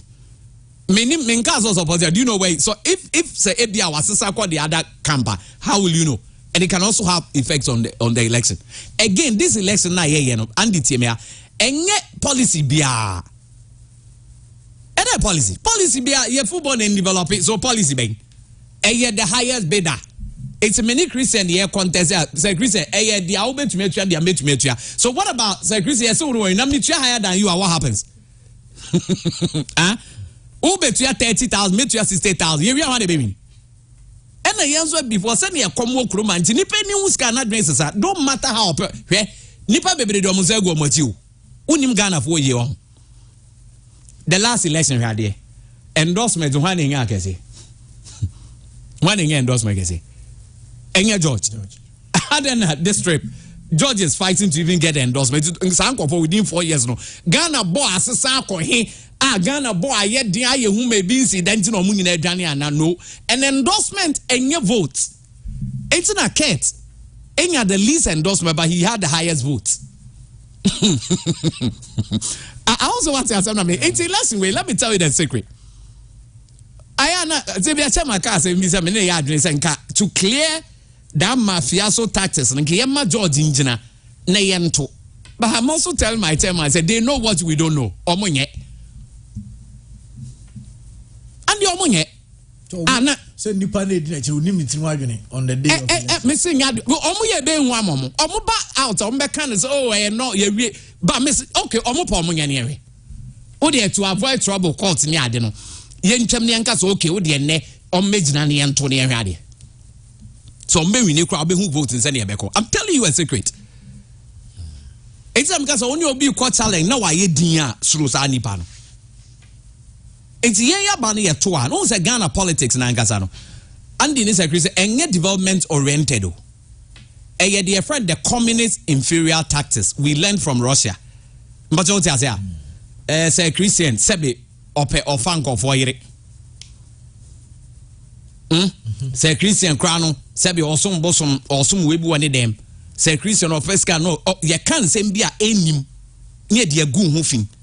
Na wabeye like ohun abeye nipa ehi ni ye the tribal ewrem we o mu firi o mu mpem asem me o mu mfin we mu say no mo tie sa da ye de enye nti ne ye develop no enye to say the western world there na ye say rule of law the way to ha nti na de bi obi a bet na so na o call person onu yi obi ondi na chi even bomb mu nyina sa nti that community inferior tactics na in fact development ma ebi ye boban o hasa ni ache ti se we mo nye papa o mo bo mo mpem ase he we no kan wa se we nye we nyon ni we kwadae we nye ne girl ni we sa ye nkasa papa bia ba enom de atwa ye mfuru ma anti sa na eto aso ana ndi asema me kan enti obi ho ka asem bia na pani bi pe abato no ka asem no ya ade bia wo gina kire a wa wo ye learned ne say Christian mu so o ma advise na akwa we den no abato ye be wie ni wanya vote no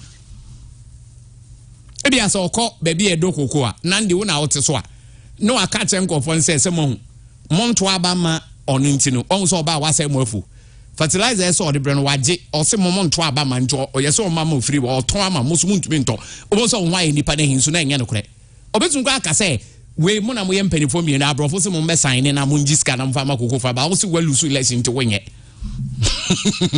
and this what I say.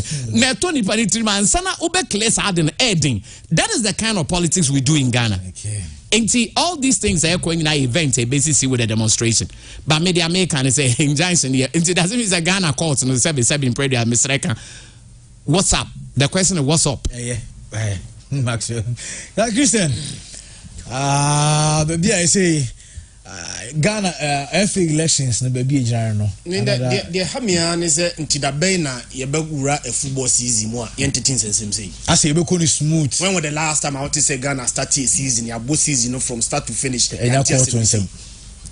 almost every year and ya dia a product ya ni value ni ba na e ba form there be the value of Ghana Premier League any Ghana football no there be e ba form. And so we as I devalue young football more because the trust in this system public in him said be near mana ye no yeah they are mafia will be their favor another person already we need the trust of the public. Now injunction there once an injunction a court order see the injunction now nefi court now ubusua a contempt of court. There are consequences. Court to know the what to me obetimia punishing the pakrona. Why a contempt of court? One punishing the pakrona. It is none of my case. In other case, court to me pa no one you saw. Now man for frustrated the money to cheat court and then to cheat for more. The court loses their power. Exactly. And they are. I just obia betimia court more da oni subiem. Obia court na court more order. The pakrosimi ni subiem. Etino say no.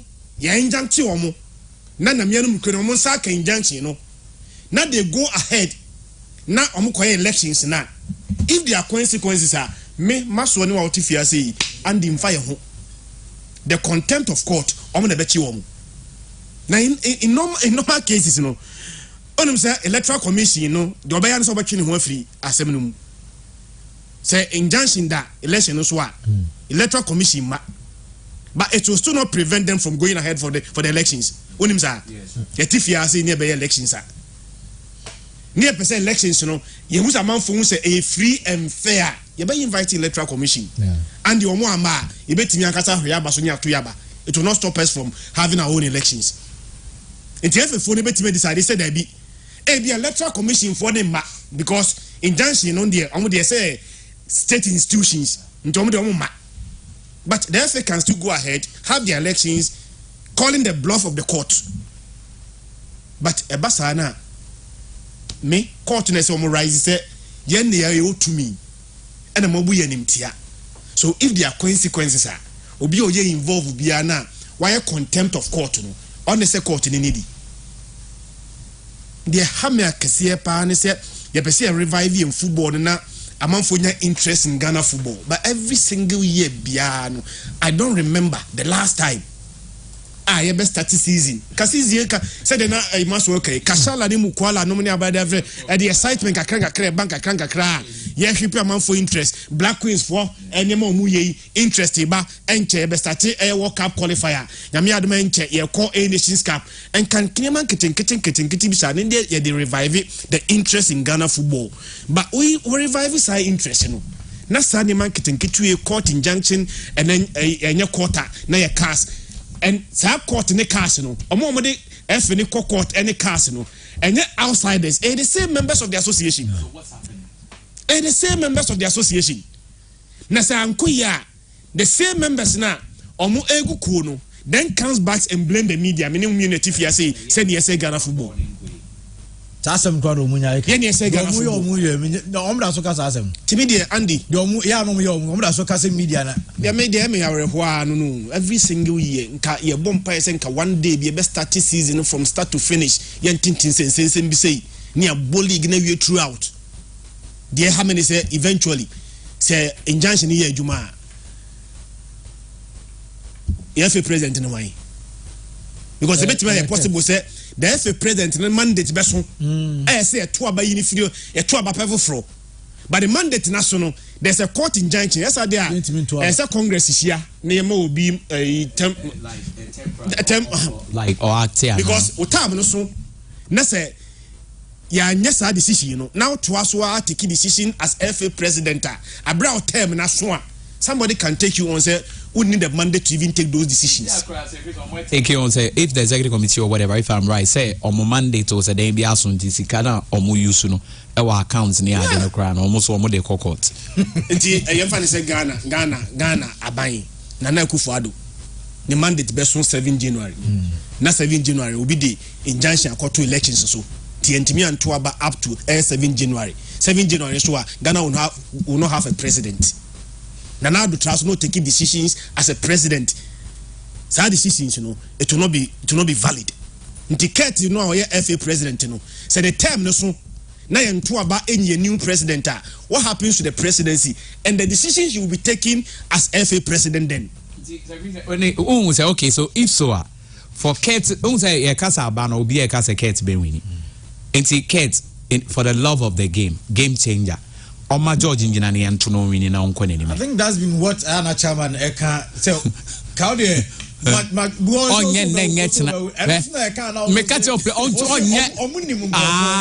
me so na let's when confuse and train now only had your moya wetri assembly ho sometimes say like on unim nyoma company no moya me say nka solution na chairman demand is simple o say papers o pese ade no course we election na when we near we George o de ya mistake George na yenko to na when we ni nka ye 50 at we meboa so why is he not doing that? He knows what we don't know about. You are stronger. Uncle George mebubu no menya be 90%. The other now say since na said disqualification unti e kaso okay disqualification dey emre no nche say emre no qualify as the better question is this me no call contest yen nyina ye per the ultimate as a Christian wo no nya qualify na you are so already menya ultimate no enti onye ndeng opa ye man 10 billion onye ndeng nye chena onim de enti ono so nye ena on oppose we ni e kono get more benefit pa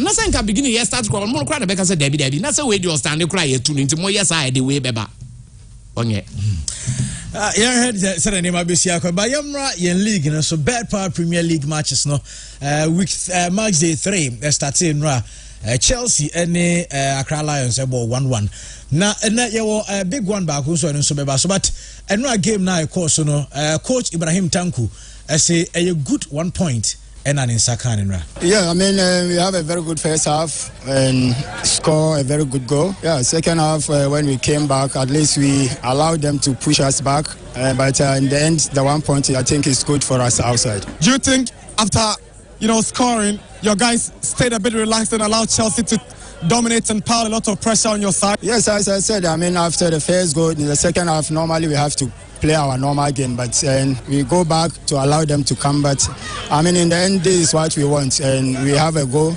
That's it. And remind you, we play without 6 of our starters, and these guys have shown that they can also help. I'm very happy. I know coach Ibrahim Tanko, no coach Adema Accra Lions, and 1-1, and with Brekum Chelsea, and attaining Kano. Na Nyami Adman, was Sunyani Coronation Park. But for Force has. Mo kaso mu yedede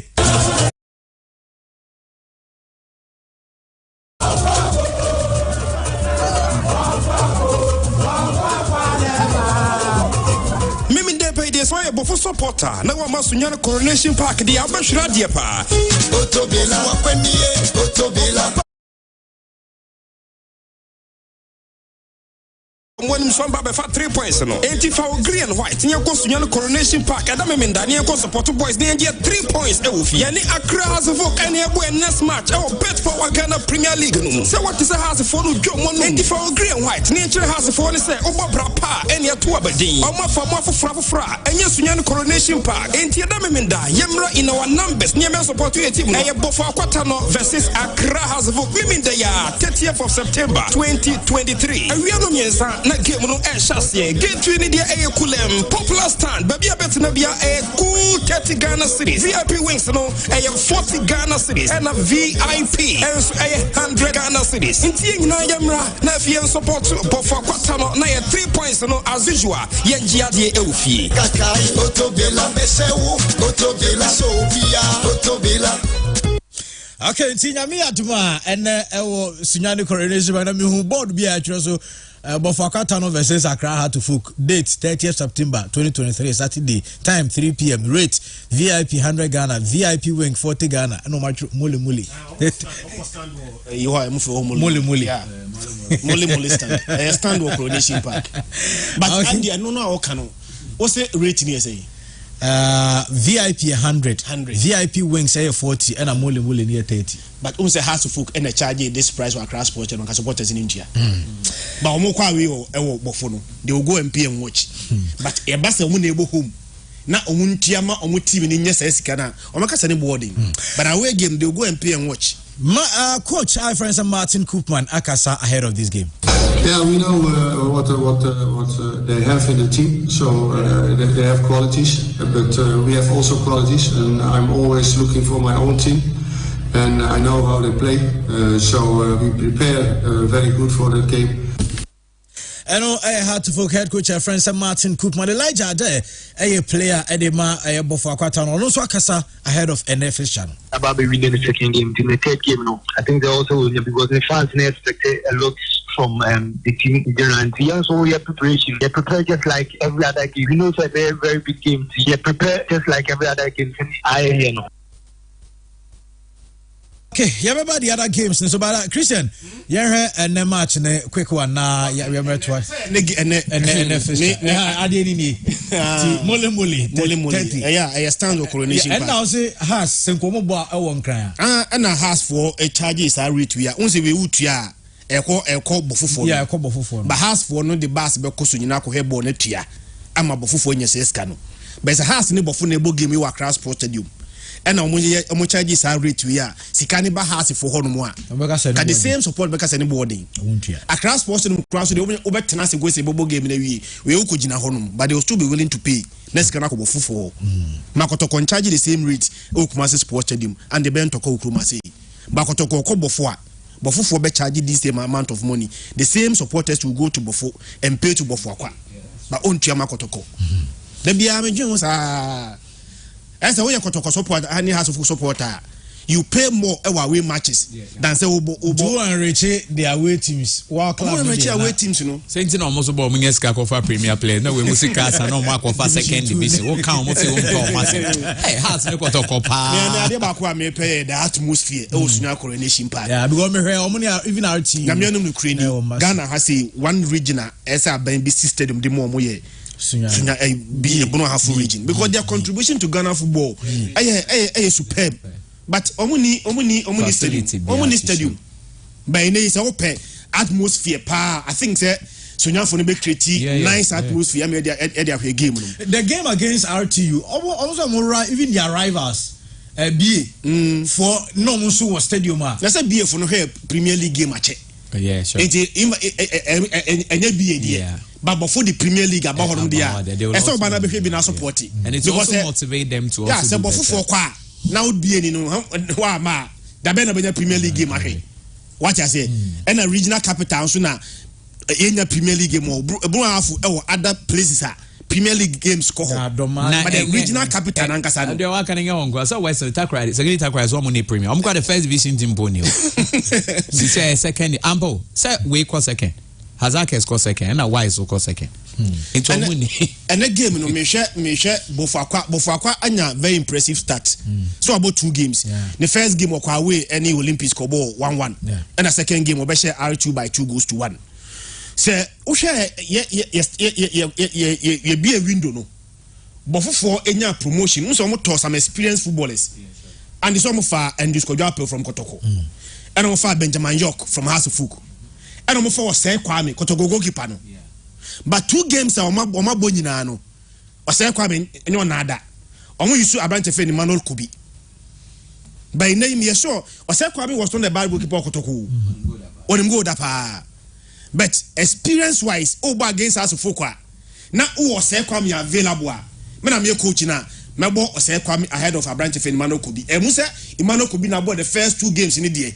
But these games against us Fukwa.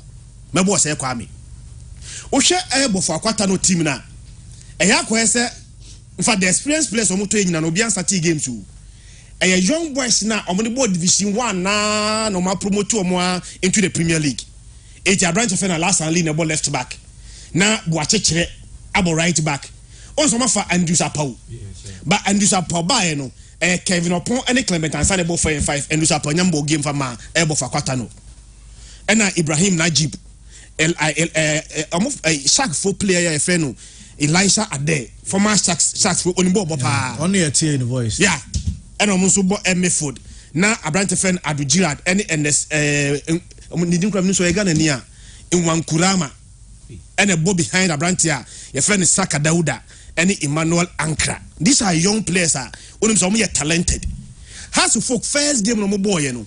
Me sure say Andy omni RTU ni dey nyame no Ukraine enye game na enye expect say has bebo because pre-season no na has a raise expectation no pre-season mass mo how many games 10 games e 29 goals Kasala Wanet e 9 goals in 10 man we Kasala goals ne de man no 18 ba mo RTU ni we some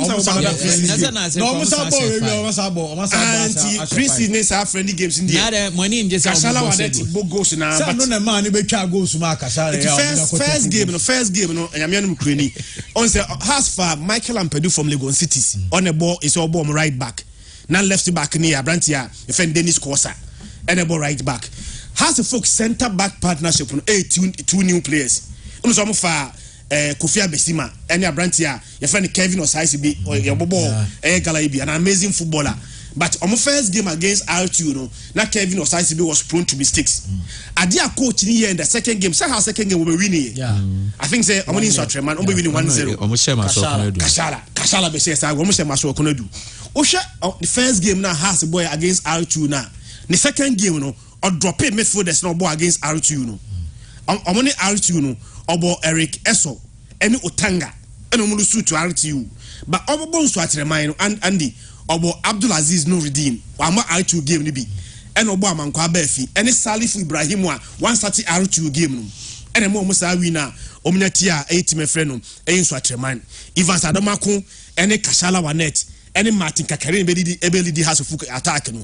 We are 2 teams now starting has to focus on the first game of Lucia, second game of Bewini. team FN Bofakwa newly promoted side 2 games into the season on Lucy B was able home Nyamianum Ukraine a game a befe papa but has to folk first game of ball away and impressive there against Bofakwa Tano I fear no Niabra and Yamako Yeno. I think say me the double chance metima your friend Tano Bofakwa. Okay. Maxwell Marinti on that Kotoko Sanso and also your Mediama and so ball the CAF Champions League Dreams FC and so about the Confederation. Mami had the kids Accra Lions on if I'm right. Also, they've been impressive. 2 venues are dreaded venue. Wako PK draws 2-2 with Mediama and 1-1 away to Chelsea. And Chelsea, just 1.24. Banko Fonuko nya go. The same thing normal year last season. Zobekaya. You started and they were doing very well. But yebe we no more teba. Only second phase and more points than common as some relegation. Nanka Bruni Sikashi. Lota Mateus. Into this season, they should learn something from that. No more making sure so more build their points, no more build a lot of points. Then they make sure that they will stay in Yehudi Ebeko. 140-30. So Chris, I say me know ya you know baby are there fine. Yes, and come me what other areas say. The entire away teams charge case and say like a festival. And me also Sunyania. This is the only time who has a folk team they feel this year. It's them away teams new to me. And now the Ghana and say a born and say a house and all other teams are affiliated or they join the other teams. Okay. Into a more bad, they also feel like a heart body and a also has a food for your BA. What are we doing? Necessarily I had fans now but almost more honor. So feels okay, say house a bahadia, you chance on Quakra. Yes, you organize here when you bibi and the clubs get money from that side. It's 140-30. Me 100 in the no shit. But it was 100 for the owner and your problem your mom mutu has uncle fund your move and your problem mom. Into park there beba. Them say but for quite a house for small boys. Oh yes. Say BSU Kotoko small boys. Say Makacho also call area be a traditional teams near to Ghana. They align with Hearts and Kotoko. The indigenous no or more Kotoko and not the aliens no so mostly in our hearts. I say has a first not corners or my house for small boys. It's a house work at Taliban. I'm going to go to Monquay Momba Mayromo. Alpia Olympics you are for small boys into a house. Look at them. This thing, ning our money yet there. I hope you understand. There's always small boys there. The difference is this. Now we have player for player teams. They kutana. Send the Akas first division secondary. They are almost equal. But it has user experience. And I'm the agent. Yenra Davy. Who was Salifu Ibrahim Di Maria. Almighty Kashala. It was how your mind Chakano. They say, hey, he said, I'm going to say, Sadina Moyen and you. Obiako Tony play a mom person, Bessego, no, also go and deny it. Kawasim. Enna Ampedu Agbesima Kosa Obi Junior Matisse be our best starting game we. Suraj and Linda Otanga. Nasa has we experience than before. Anamebwa. So when they say play difference. No. So has kuta all these guys with all the experience are marking. Born there. Send your many Christian yard. Never almost be the same be. Obi a Bobby Kakra ye call. Obi a Bruni Bibini ye Bobby. But I say has used to experience. So because of experience, maybe it has more advantage. And a has are very good. It will be a regional. Okay. And Nancy and Adriana Mobile any other teams are not. But has could be especially who say has called Nana Kwame Moho Brekuma. They mostly pick draws. And it will be in there's a house decides on Beba. I don't know because they have huge support from the hinterland or whatever. And it made me feel that the difference should be experience. Okay. Until with the experience, maybe on the forward, hold my hand. So guys, I know. Akone Michael Jackson. Ubit me to just one. Hold my hand. So we only are not to answer. You say hold my hand. So I know Hearts will not lose this one. Okay. But I can't guarantee they win, but they will really pick a point from there. Yes, sir. Mateyan to so na kuma se Santo Koro Nyame admo chena nwumre ewo Baba Yara Sports Stadium Kotoko ebo edietia Karela United coach Prosper Nate Ogun no pressure. Always because we are well prepared in all spheres of the game. We are getting the team ready to play on Sunday, play well, and get the results. So there's no pressure from anywhere. We are calm, we are confident in what we are doing at training, and we believe that what we are doing at training will give us the needed performance and the needed results. Coach Prosper na Teogun Yatin can also answer to us to just see most of the players no when are reporting them T Kotoko about 2 matches no munyanya win no late we got some players very late for our preseason, but I don't believe in attributions. So if you listen to my interviews, I don't attributions explain or they describe the reason why you succeeded or you failed. I don't believe in that. So but I'm letting you understand that in terms of the blending process, most of these guys did not report well on time, and then when they reported, a few also had injury situations, and we are trying to fix all these things. And Coach Dr. Prosper Natogun and I Steve Mukwala as well catch Kotoko supporters and fans Sir Nyambo China Muram Ewo Babayara. Steve Mukwala. Our beloved fans really like you and appreciate your efforts, your support in the club. We believe this season we shall shed tears out of your eyes and win trophies for you guys. Coach said we are a team, so we have to work as a team to make sure that we win trophies for the club. Steve Mukwala and Yatin kind of Kotoko and Karela United. The other games, no Great Olympics, any BBN Gold Stars, Nyambwa, China, Samson, Legon Cities, any Adriana, and so ever born Nafi, Summertex, any Team United, Real Tamale United, any Heart of Lions, and so ever born Nyamea Duma, or China, and no games are, and no so. Sir Christian again, Mami Samra, who be with Kotoko and the other. She will pick their first win. Untimi more 3 games into the season, now win. 2 games in the Kotoko 5 win. Yeah, Lusu. The first game, no, Pando Heart of Lions, about 0-0. Oh, Kumasi Sports Stadium. First game of the season. No disappointing performance, disappointing results. Second game, an away game, and Omkolusu, Omni Gold Stars. Omkolusu by 2-1. Another disappointing performance, disappointing results. Sa game ni the player back when Yamianum Lucrini, Michelle Yamus and the performance at dropping a Fegi. Minim Senia back on the coin, what any born if Aqua in Fegi formula, Nancy all body dear, Obin Tunufuse, Kotokoni Monisa. The first season on by I think now a very okay, fine, fantastic footballer. On sana a Pocumpa tertiary for Filinipa. You both game you are born out in the Dintunium, no bit Diasakakra. But the last game, I'm sure I brought a friend in Fegi, Yamianum Crini, not performance in yet. And then Bukwala so 2 games into the first game wa Mobi and a second game was one to me and Yagu. They should begin to have their first game, the first win of the season. 3 games into the season, one to me and now first results there. Now pressure about so our coach in the cosmetical, bit my Bejina camera nim. I can just say there's no pressure. But to continue more games means a brown mini be a pressure mat. So when we need game here, pressure will begin to mount on him. Even though say Kotoko 4 Jatum said they are doing almost a rebuilding process, rebuilding it Andy. It must come with certain form of resource.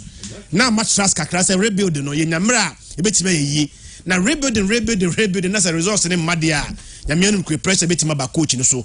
And into the Stephen Mukwala on ability attack no, the Infegan LED attack no. You see no redeem. Last game on the ball behind the 2 main strikers. No about Michael Jamina, Shadrakado, and Anderson team as the 3 midfielders are on ball behind the back 4. Now don't take the coup about the left back. Now Augustine Japan about the right back. Henry Ansu and Nuruddin Mohammed about 4 and 5. Now Fede Kasari. In fact, we're also one of the best goalkeepers in Ghana at the moment. Very, very fine goalkeeper. Even though say a young good year, but go now all than a day. Me sure say only Kotoko captain Kotoko first than lad competition very, very, very keen. Whether than lad answer Fede Kasari will be making sure say Obuama Kotoko and so to me keep a clean sheet. Against Karela, Kotoko, I never say motivated Kotoko, say on 5 win, say 2 games into the now, you win the they should start from and now China. No one pick the first win. On back pick first win now. It depends on how they play. I'm on left performance, I'm on the first 2 games, the first 2 game performance, I'm about the same performance against Karela. I'm not sure somebody to pick the win. Yeah, well, Karela and so was this player, Ivan Sadumaku. Yeah. Former Kotoko player. I think that the last game Karela Ivan Sadumaku. I'm about 3 1. I'm about Air George Amono on the left side. No about Air Atakumi. Okay. The main striker. Now Ivan Sadumaku abo from the right side. And Ivan Sadumaku Arsenal can also a place when you're very careful. Now backline no anye discipliner. They can punish you because they have quality.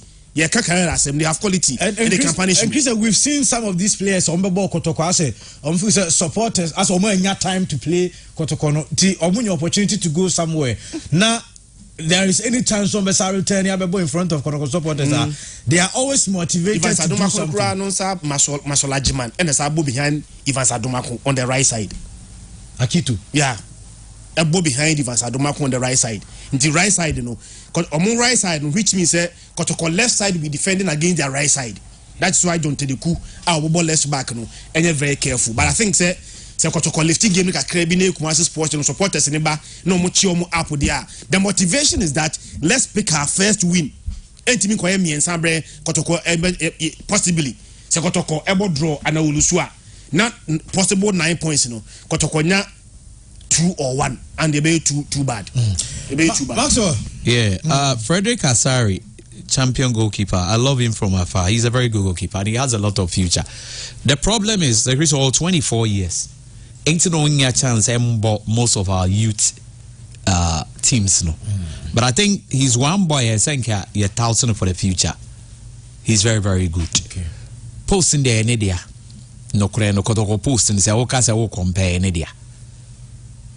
Also, my cousin 18 into to go to the 20s, the 17s, and others. But I and India and also making sure so big grab it on their nature because competition there where training is easy. Then lad is equally good, and then lad Kran was more exposure than him. Yeah, it is enka a brofwa when enka then lad never da because more exposure. It is say the way betum so na say we na so that because say abrof ma min try dey. Uhe Europe mon said and change goalkeepers ha. Manon noya so your fit mkwadi obeda. Tested and yes nim da world class. But yen said anka say world class the win derby. It was Barcelona maybe Yakofa Claudio Bravo any other tested and buy. Yeah, any also no. All the two are good. Okay, Bravo in that league, not tested and that cups. And they work any Omodeje the last Champions League. Okay, and see they have a way to work on. Bravo said damn two solid goalkeepers at a time, and not 3. Over here, the first goalkeeper is solid. Look at even your team, Real Madrid. Courtois, world class. But Monet's goalkeeper no normal. You look at Barca, Sanete, or they go to almost all the teams and dance is because the most critical and important position in football. Until we don't toil, yemfe niagro. Say we be debino, we are debino. I was all making sure that concept goalkeeper no all debina enkoye all your mistakes no sorry no or be better. I hope you understand. It's the goalkeeping department. I think they have the best of material. But the truth is this: Kotoko are not playing well. That is a fact.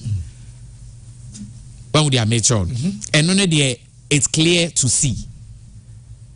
And if a team is not playing well, they don't score goals. It is the reason they are not scoring. Because they have 1 goal in 2 games. And they win matches. Good. 1 goal in 2 games, it means that see about 34 games in the area. So Chris Obenga how many goals? 19. And we have Fanje League. 1 goal in 2 matches. 1 goal 34. 17, sorry. 17. And no Mfa. Again, it is the reason if you don't play well, you don't win matches because you don't even dominate the game to create chances to score. You don't score. It's like they don't win matches. Irrespective say you're rebuilding, we are not saying they shouldn't rebuild. But Ghana and Kwan, the whole world, Ghana and Kwan, where we are young quiet year rebuild, they're different from every country in the world. Unimza. Anonimza. Tamabasa started Pedri Gavi movement, Ekosi say. Pedri nie Gavinie, you musa kwani ye kwechi. E didn't know moye, omo de doski buy. Meboa.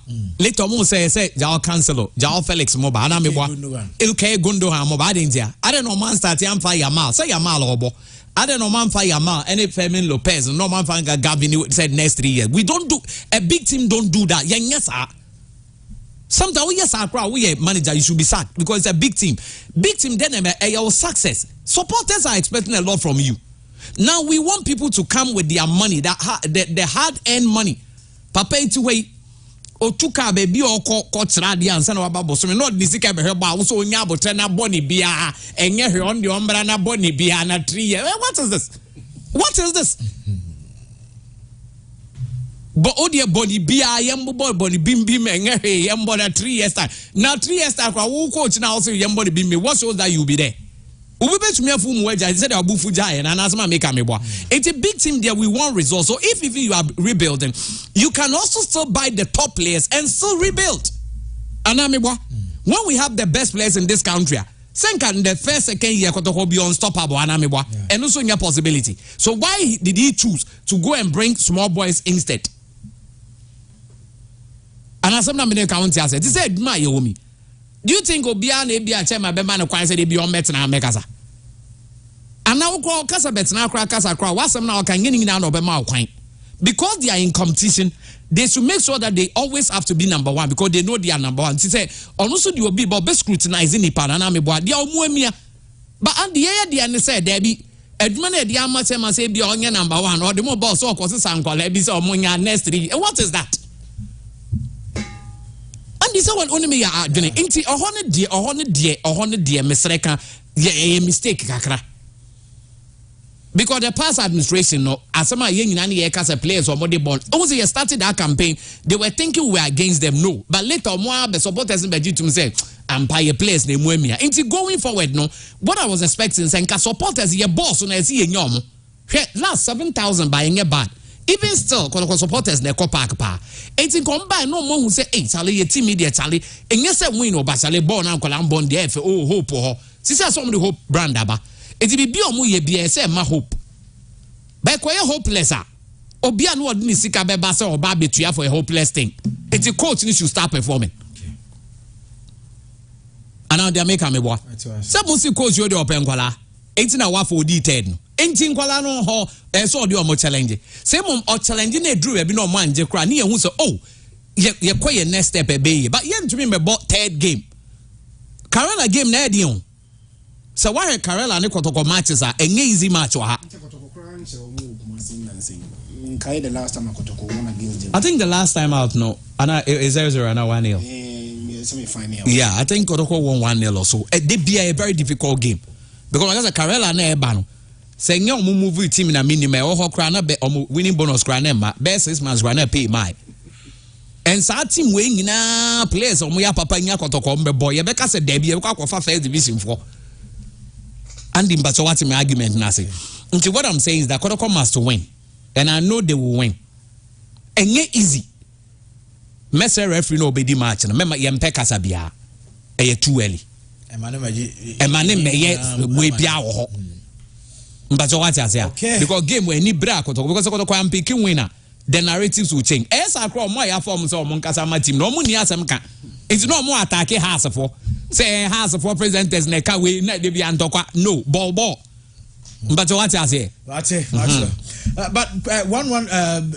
1 minute on Mediama e wa kono ne Dreams FC e su gina kono e represent Ghana Mediama dia omu chief supporter ni adia Mediama first unofficial chief supporter omu first leg results was impressive yeah ha ni sa away goal na oman microphone nyae no Andy away goal me prefer 2-0 yeah 2-3-1 ko 2-0 there so we share 2-0 pa ko betima you afi wa this show 2-0 ni bi na ko penalties and I show more than 2 but 3-1 we show 2 and what the away goal ni you afi the last time a Ghanaian club about Champions League group stage and Ubekai 11 years ago Mediama are very close to achieving that Mediama so to me achieve this resource Mediama echo straight to the group stage of the Champions League and that is an achievement the last time a Ghanaian club ASR achievement 11 years ago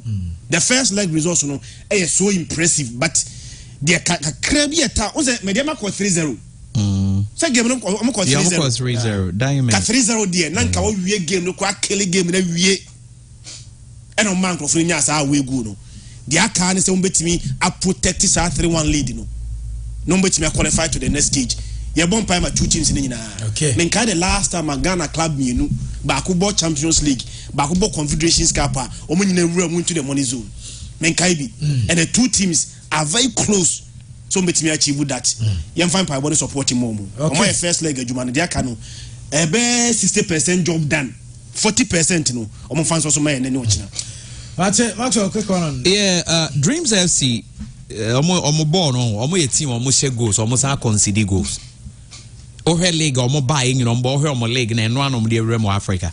So omunya 2-1 win. So possibility of getting a goal then will not be too much of a problem for Dreams.